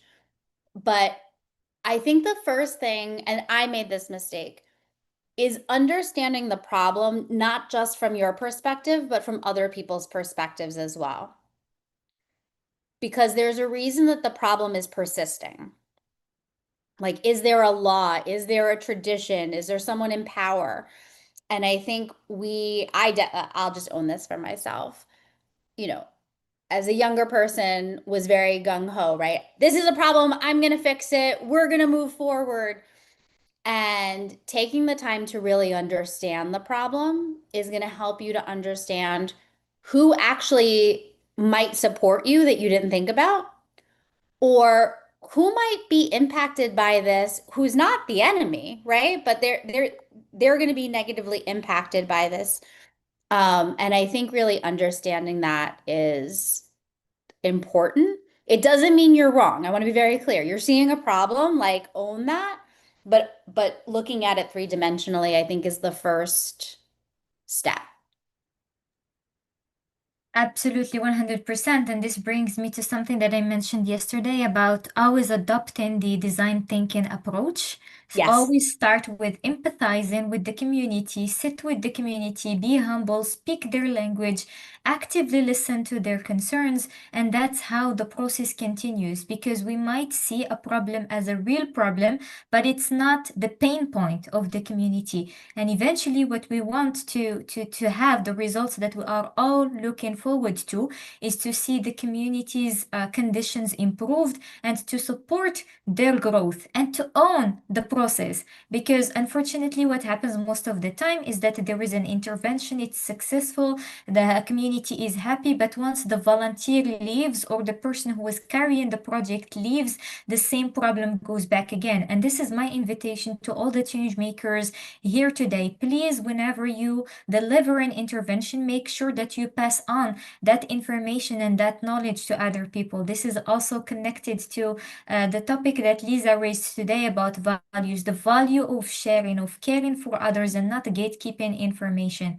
So yeah, definitely be with the community, together with the community, and not just for the community. And this is what we truly believe in and we advocate for at World Merit. Yeah. Because everyone could agree that something is a problem, and everyone will think there's a different way to solve it because of their vantage points. I'll just give a quick example for New York City, right? New York City does a lot to protect people who rent from landlords. And we can all say, that sounds great, of course. Like, we don't want people to be abused or taken advantage of. And, right, it's not but it's and, if you own a house and rent one apartment, right? You're not someone who is super wealthy. You're not owning millions of dollars of, and how do those rules affect that person? You know, the person who doesn't make that much money, who only has one apartment. If you do a rent freeze, they can't pay their mortgage. And I'm not saying I know the answer, because I do not. But realizing that the community is really multifaceted, and you really want to think of as many perspectives, even the person you don't want to talk to. Sometimes you got to hear why. You don't have to agree with them, but understanding why they think the way they do is important so that you can move forward. Definitely. Words of wisdom. I hope everybody is taking notes just like I did.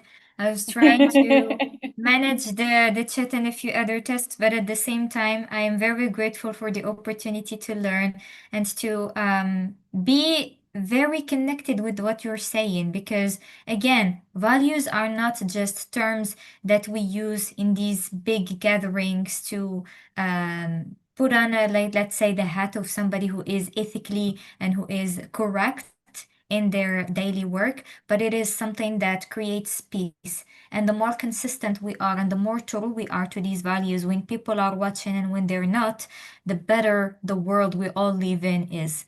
So I would like to take a moment to invite our wonderful attendees. If you have any question, this is the perfect opportunity for you to address your questions. So whoever has a question, please raise your hand and I will unmute you so we can hear you directly.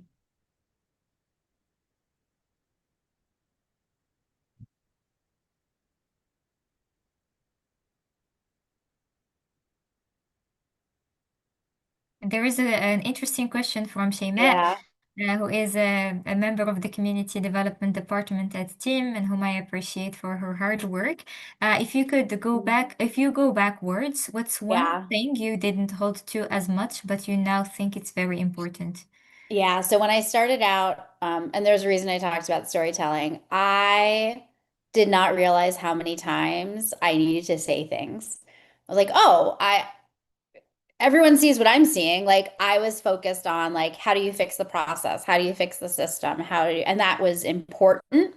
And I didn't give enough importance to storytelling and like the symbolic aspect of leadership.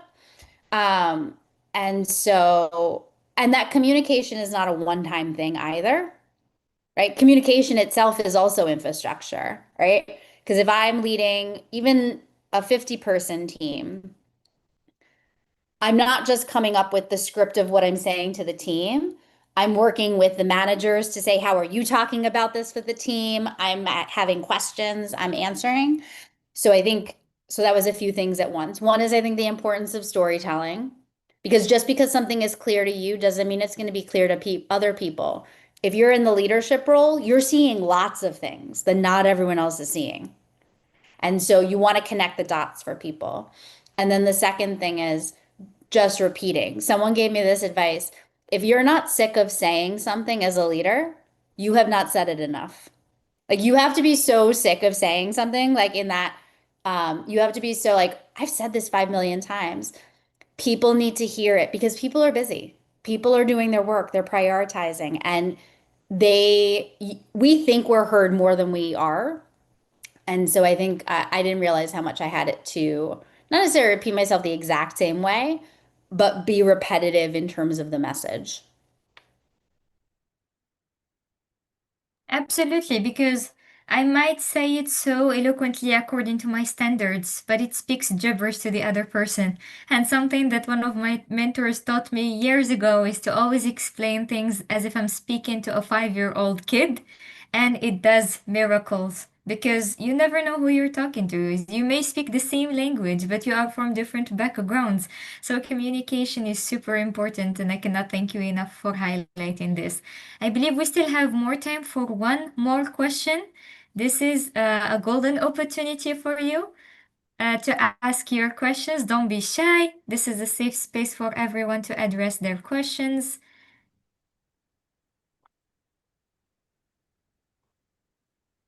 Let me check if we have something in the chat. And while waiting for the next brave person to ask a question, I just want to give you a short reminder that we have a session in 10 minutes from now. I almost said 10 years, but 10 minutes from now, and it's going to be about how to volunteer, which is a question that was raised multiple times. Stay tuned. Mohammed Al-Hamami will be here with us to introduce us to World Merit volunteering opportunities, and I hope you will all be there to learn about the available volunteering opportunities, but not just to learn about them, but to join. Muhammad Mohsen, I see you have your hand up. I just unmuted you. Please ask your question. Assalamu alaikum. I am Mohsin and I am from Pakistan. My question is that will we get scholarship opportunities in foreign countries um, being a volunteer? I mean, if we engage in volunteer activities, so will we get scholarships on this basis in Thank you so much, Mohammed, for this question. It's excellent, and I will answer you in private. But for now, please, if you have any question related to the topic of the session, we still have 2 more minutes. And we want to be respectful and mindful of our guest speaker's time. Thank you so much once again for being here and for your generous intellectuality and for walking us through a beautiful journey of reflection and encouraging us to take concrete actions. Awesome. Thank you so much. It was such a pleasure and an honor to be here. Thank you. I look forward to more opportunities of collaboration with you. In the meantime, I invite everyone to stay on. We will have a short break and we will come back in exactly 7 minutes. See you all very soon. Thank you, Lisa. Thank Bye-bye. you.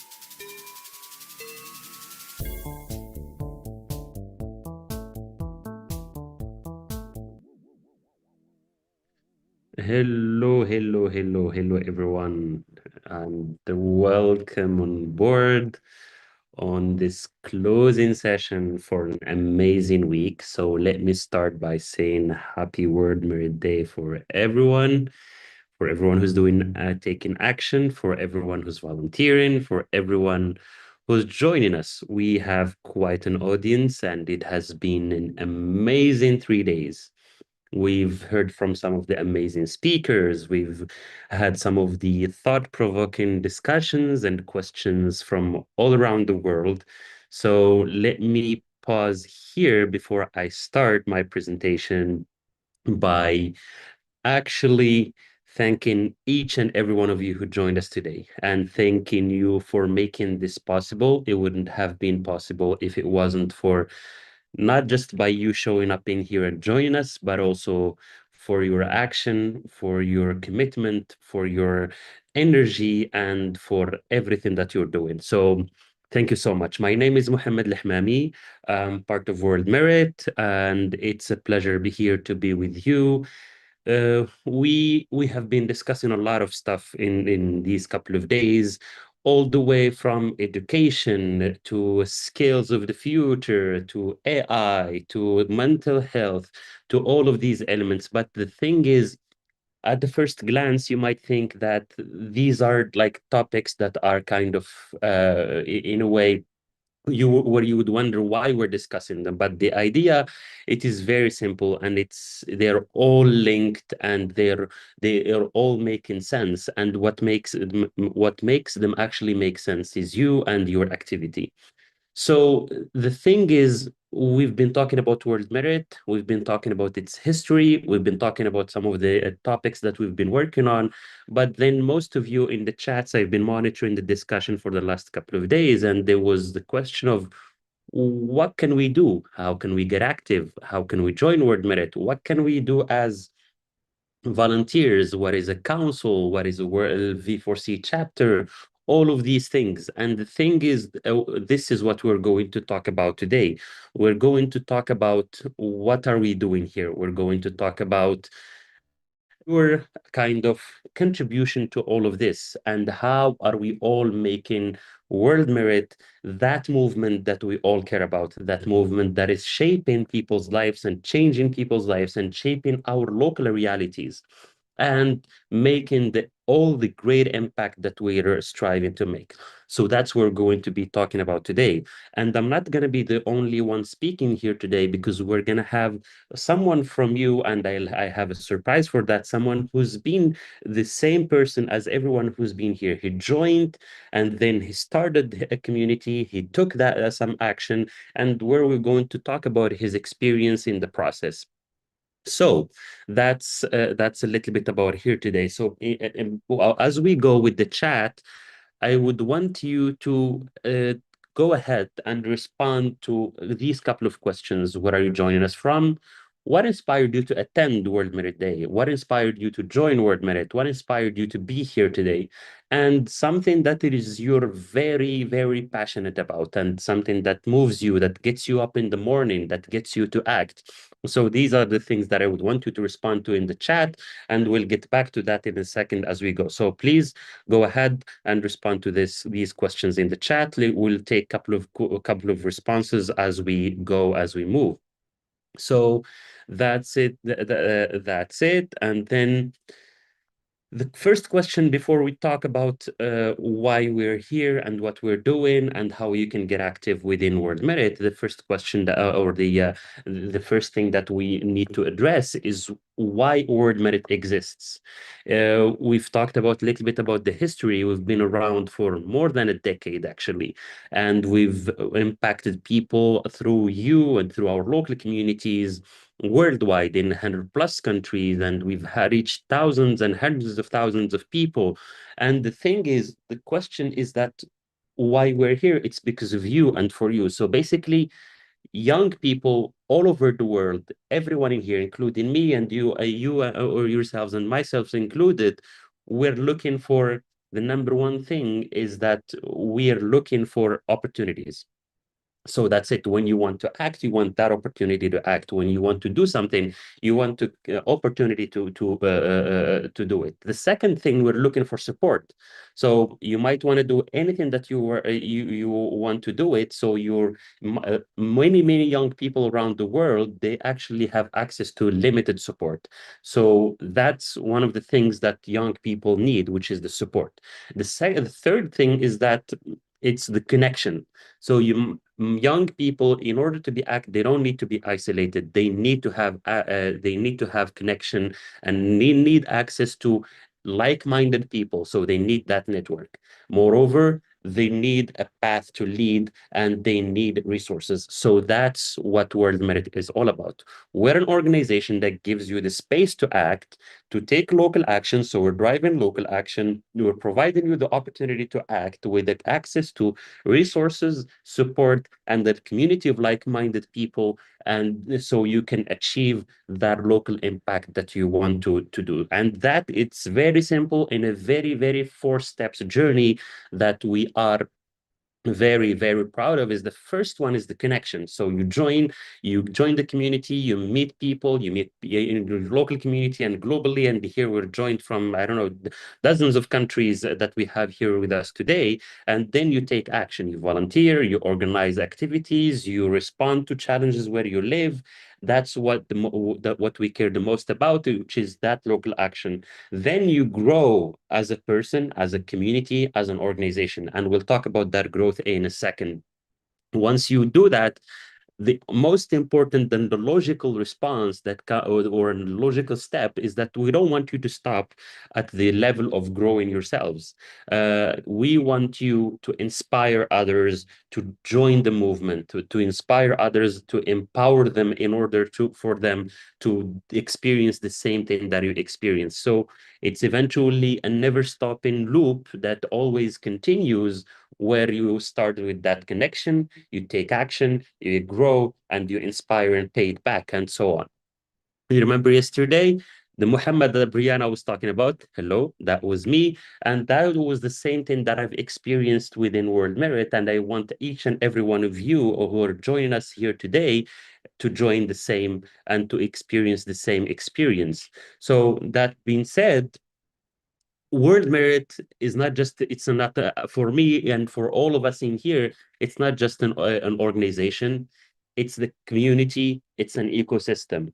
It's a community where we have members that you can join as an individual, where you can volunteer, you can take action, you can come in with your ideas and projects and be as a member. So it's open for everyone worldwide. And this is an invitation for everyone in here to invite as many people as you can to this movement in your local communities, and recruit as many people as you can in your communities. And we'll see what we do with that in a second.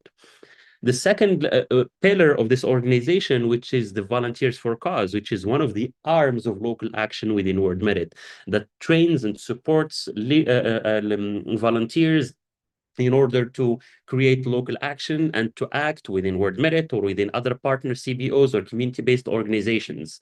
So, and it's, if you don't see the path of just a member and you want to volunteer your time in different subjects, different projects, and you want to be trained as a volunteer, Volunteers for Cause is an example of what you can do within World Merit.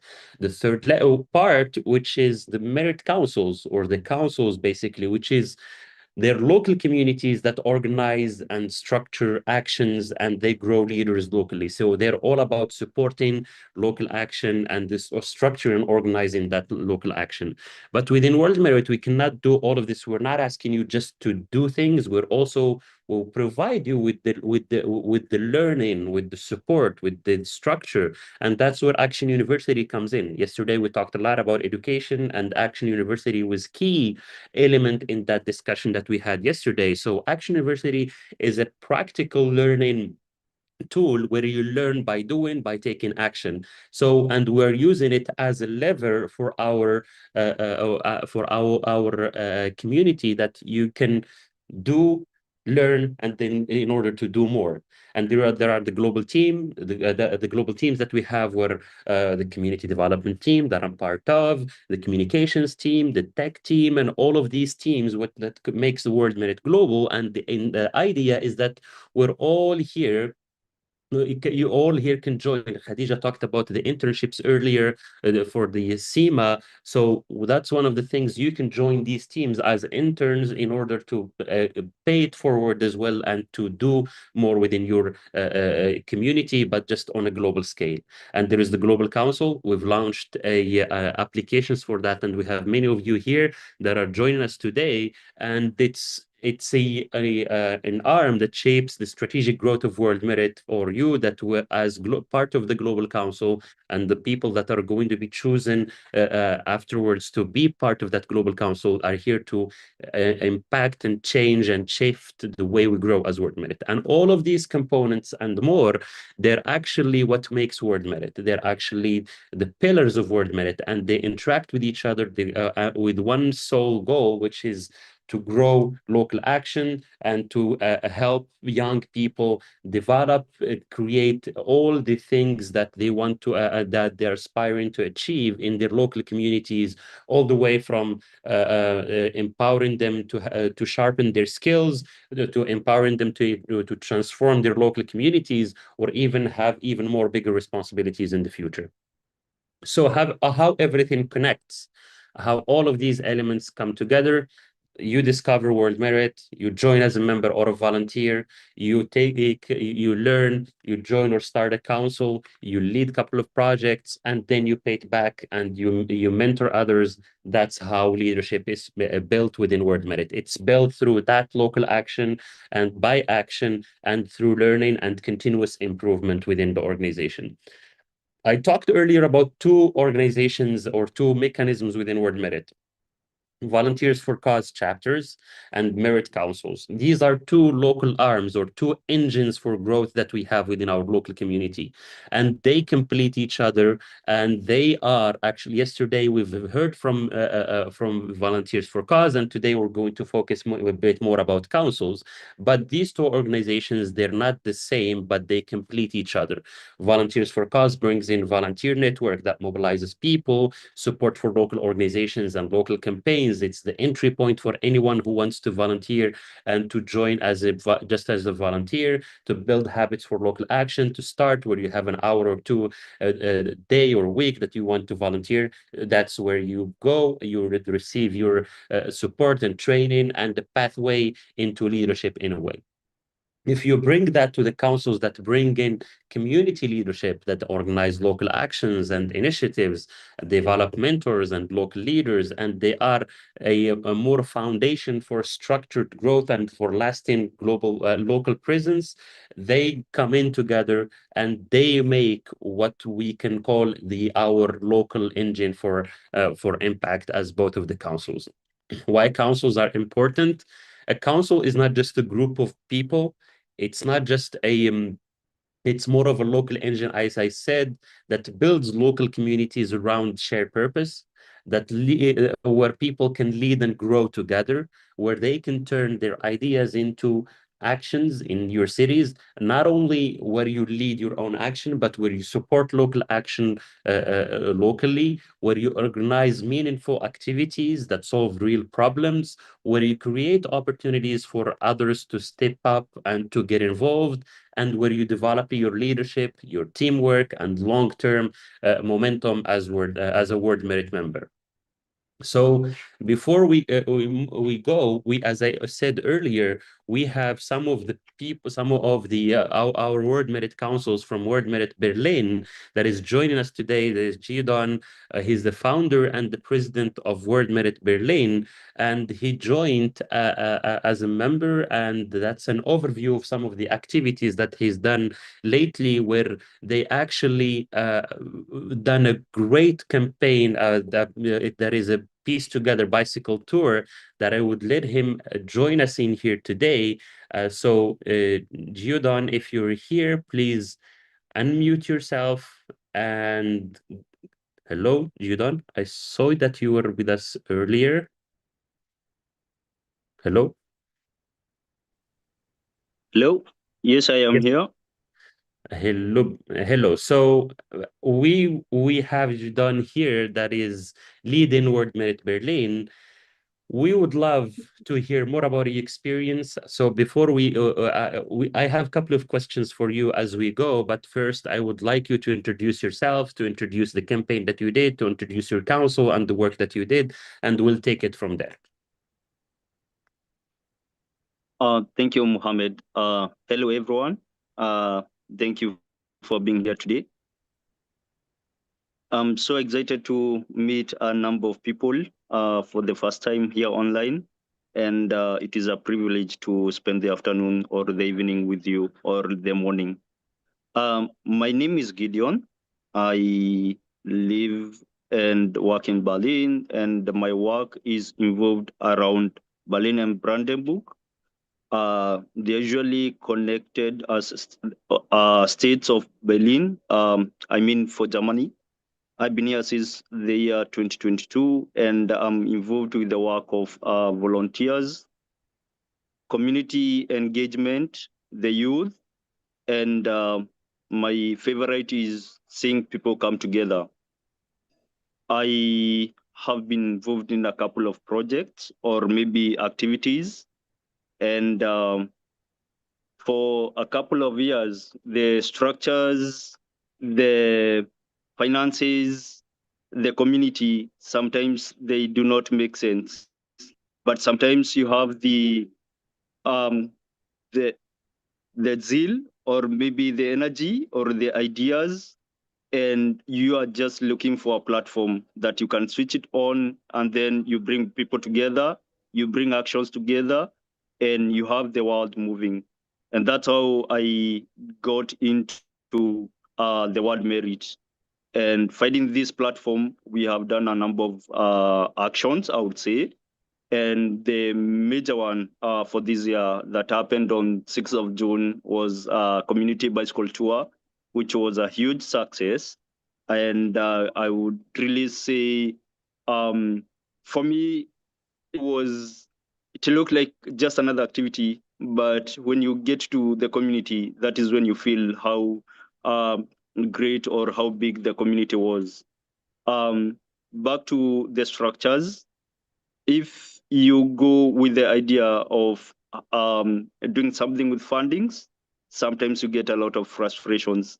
If you go with the idea of having people that will have everything figured out, you get frustrations, and most of the times you're not able even to do things. So I found myself earlier being that frustrated. And when I came onto the Word Merit, the platform, the finances are not there, the people are there, and the commitments is there, and the actions are also there. So um, we had the people who come to Germany, or the newcomers, as we refer them, and mostly the people with migration backgrounds. When they settle here, sometimes they feel left out. We have also the people who are here for the longest. Also, they feel a bit further from those who have just settled. Now we also have the citizens who also feel they don't understand those who have come here, those who have been here for long. So the only way you can let people understand each other, or maybe clear the perspectives, is having them participate in different activities. And one of them was the peaceful bicycle activity.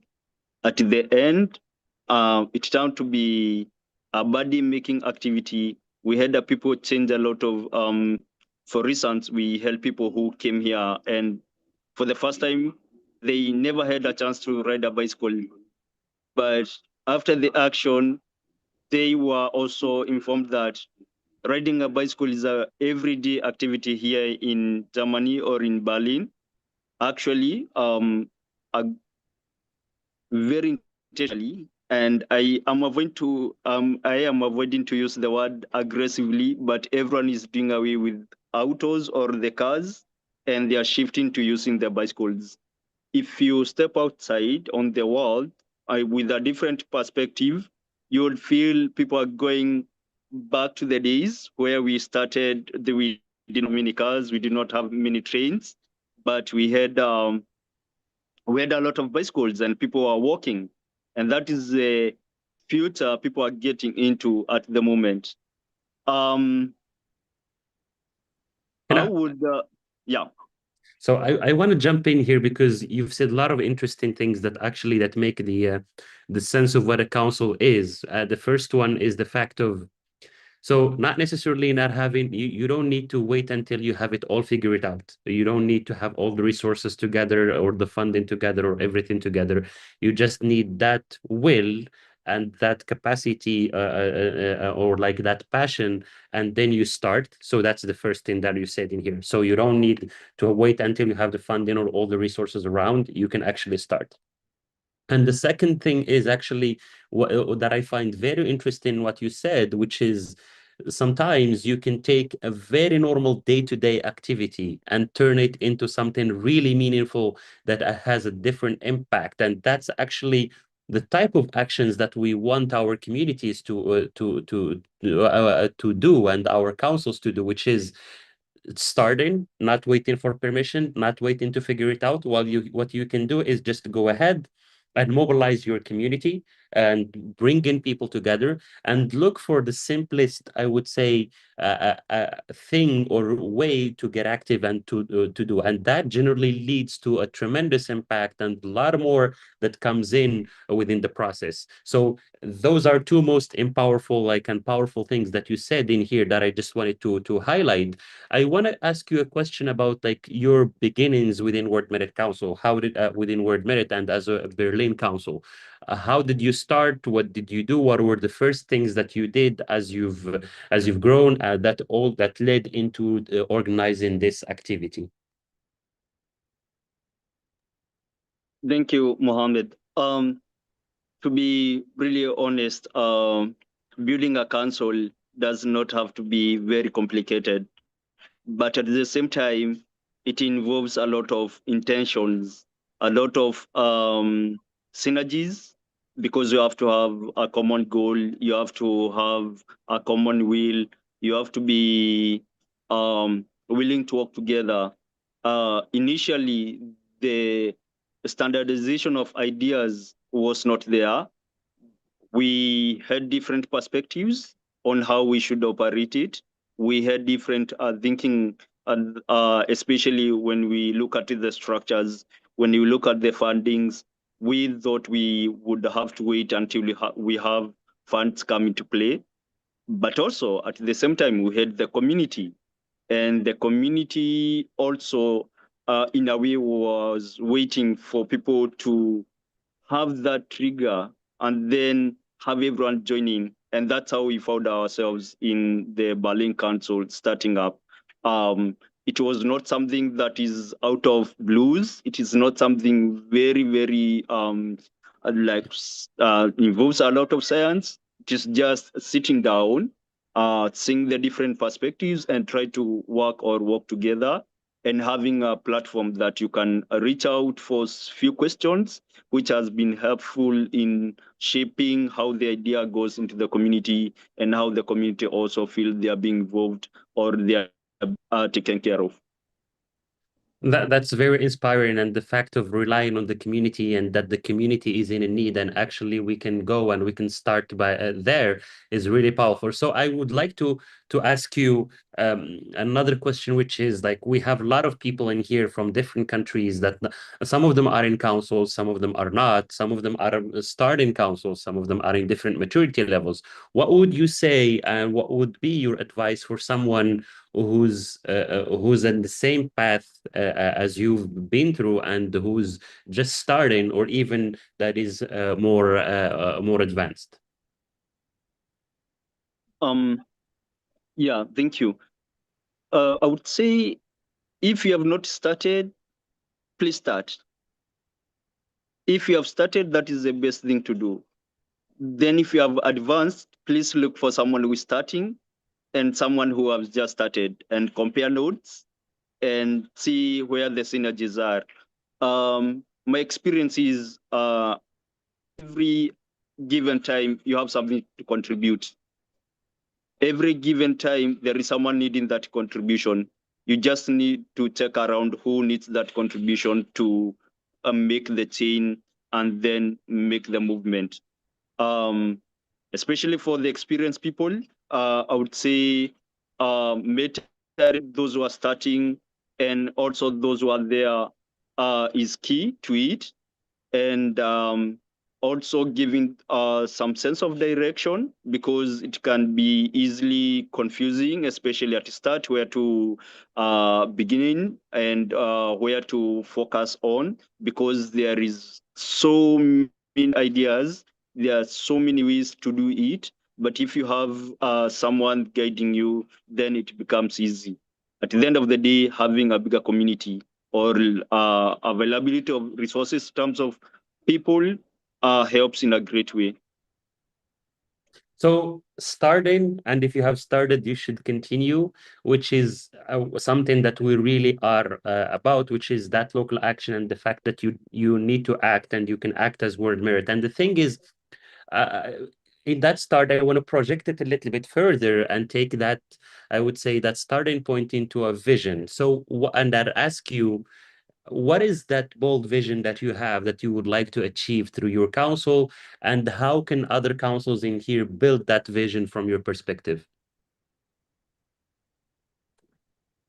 I would say the vision is having a very cohesive community that is able to grow in terms of ideas, in terms of inclusivity, in terms of changing the narrative and the perspectives as well. My thinking is that, especially when we talk about the global north, global south, we usually miss a point where we never see the perspective of having global majority and global minority. And once we realize that the global south is the global majority, and you realize also starting and working, you don't really need especially the existing structures. You need them well to structure your vision, to structure what you do, but to start, you really need your vision, your ideas, and your actions. That action that you have in your mind, um, if you wait for the funds, if you wait for maybe also to reach out to the bigger community, might not help you realize what you're planning or the vision that you have. The other best way I could also try to put it is everyone everywhere is dreaming in a way. And the moment you start working your ideas, that is when you realize your vision. The moment you start working, that is when you learn the best way to do what you intend or maybe what your vision is. The picture gets clear the more you start taking actions and doing something, and also involving other people in the community. I could not have seen it in any better way. That's actually the essence of a council, which is the community, the action, the learning, and actually bridging the gap. And today you've summarized a lot of what has been said in the yesterday and today about the bridging the gap between the market and employability by volunteering, between the learning and the action, and between that vision and the action. So thank you so much, Gideon, for being with us here today, and for the great work that you're doing, and for your testimonial here with us today. Your story actually is one of the inspiring stories that we have, and we have so many with us in our community that are looking forward to doing and crossing the path that going through the path that you did. So thank you so much, and we're looking forward to having you with us even more in other opportunities as a council leader, as a leader, and as someone who's very active in our community. Thank you so much. It was a pleasure having you. So, and that being said, with the Gideon's experience and testimonial as a council, we wanted to show you what a World Merit Council looks like and what you can do. And as he said and as he testified, actually, it's not a complicated process. It's something that starts from your local needs by observing what you are actually going through and what you're experiencing in your local communities, and finding opportunities within that local community, opportunities for action, opportunities for community growth, and opportunities in order to actually act and move forward. So, and by turning all of the resources that you have, the basic resources that you have, into opportunities, and to start in making an impact with them. So, with that being said, this is an invitation for everyone who's here with us today. So go ahead and start your council today. If you are passionate about local challenges and transforming your local communities and making a difference in your local communities, and you having that desire to do something, you're already on the right path.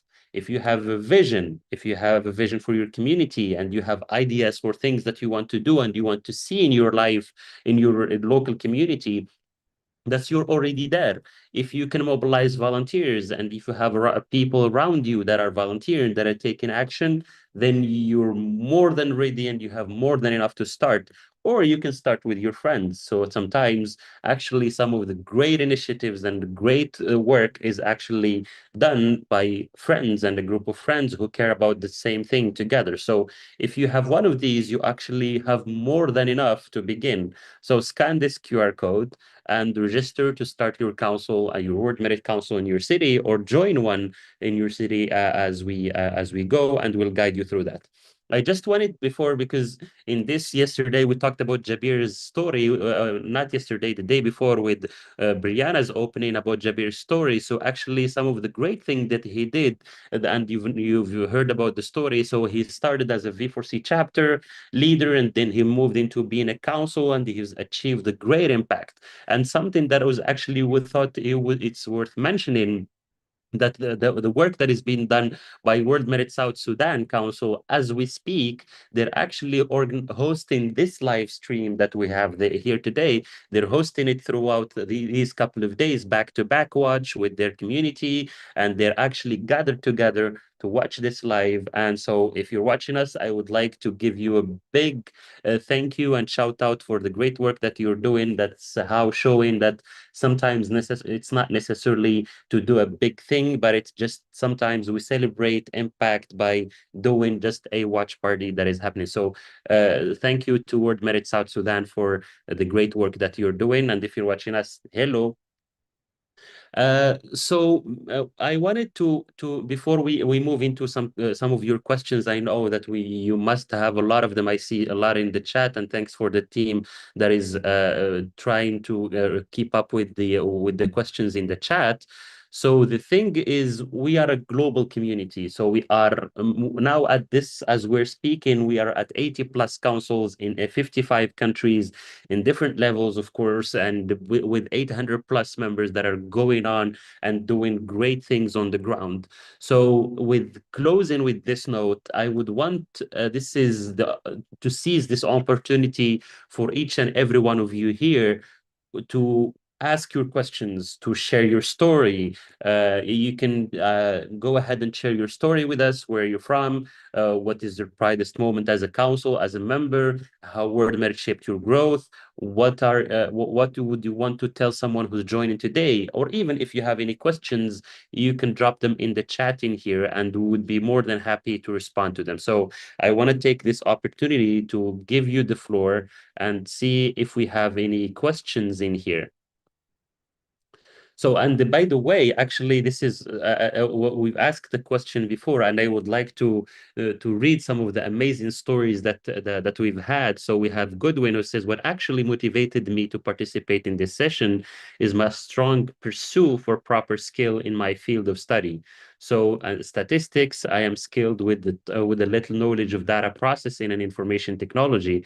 The moment I saw the advert, I took advantage of it and I to participate in it because I believe it will help me gain knowledge and know-how about focusing mainly on the ideas, on the learning, to learn more skills, data analysis, and other skills of the knowledge to improve myself, which is really, really good because tomorrow you actually I would want you to stay to until the end of this program, and you actually can put your skills, Goodwin, into practice with a lot of the stuff that is happening on the ground. And there is a huge need for this type of skills and in data analysis, because we could not have this data if it was not for the team. So you can definitely put your skills into practice with this. So does Word Merit have connections with universities and work with students before and after graduation? That's a very, very good question.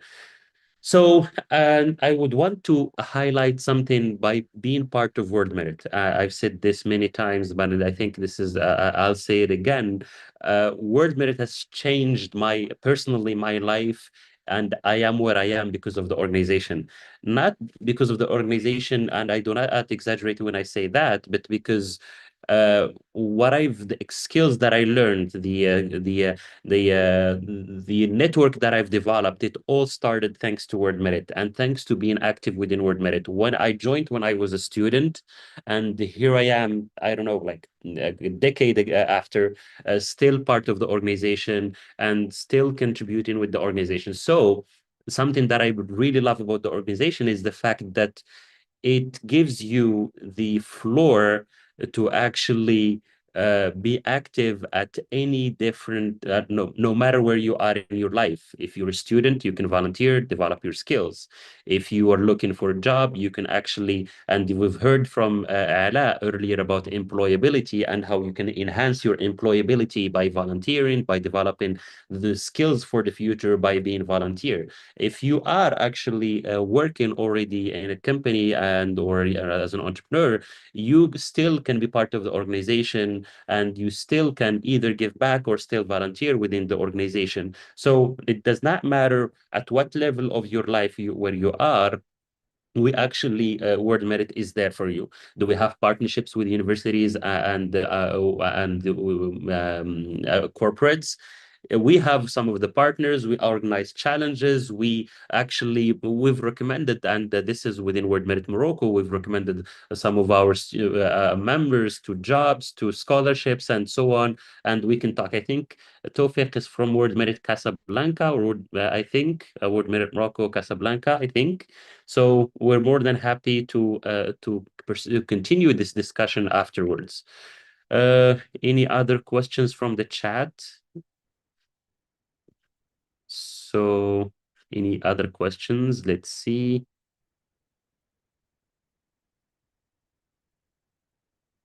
So Jabir says thank you for spotlighting. So hello Jabir, thank you for the great that you're doing. So Farah says, do we have a member of Word Merit in France? Actually, we have some members in France, but we don't have a council that is structured in France yet. We've had one that went inactive and active for a moment.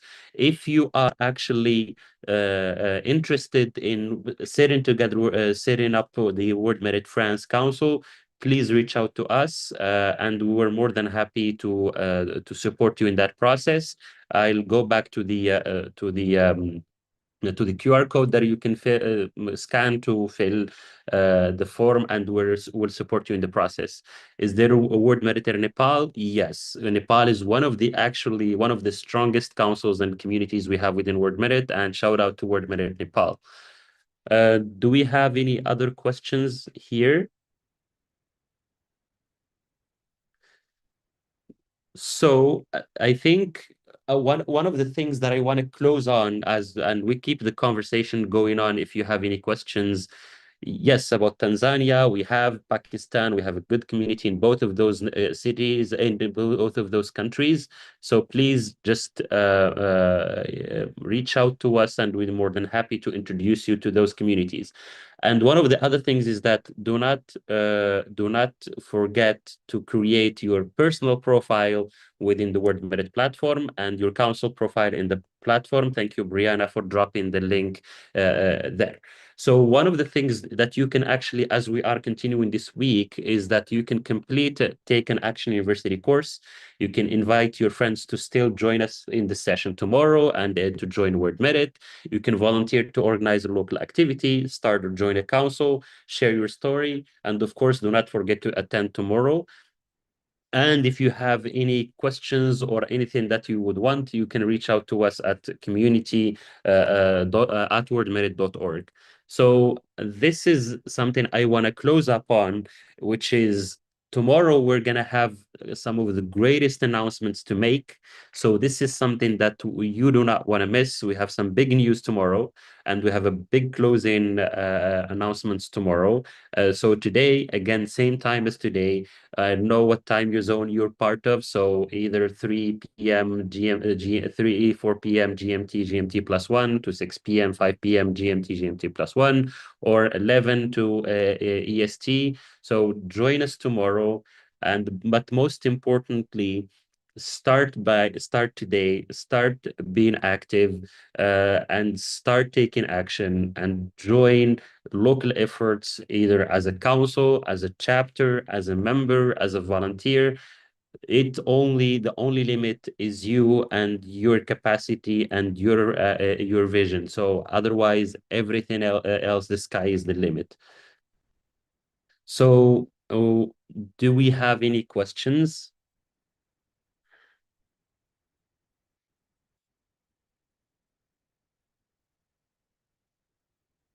Yes, we do have actually, yes, we do have an expert as well, a PhD, speaking about data and ethics tomorrow. Yes, that's an important topic that we have tomorrow. So do not and that's something for I know someone asked earlier about the data part. So tomorrow, yes, it was Goodwin. Tomorrow, the topic is for you. So join us tomorrow. And I think with this, I don't think that we have any other questions. I think we've had a great session today and these couple of days. It was a really, really great pleasure seeing in each and every one of you and interacting with you. And so let's make this movement more bigger and greater. And thank you so much for everyone who's joined us today. And we can't wait to see each and every one of you, what you are capable of doing and what you are doing locally. World Merit is built by you, and it's for you, and you're now part of it and part of this movement.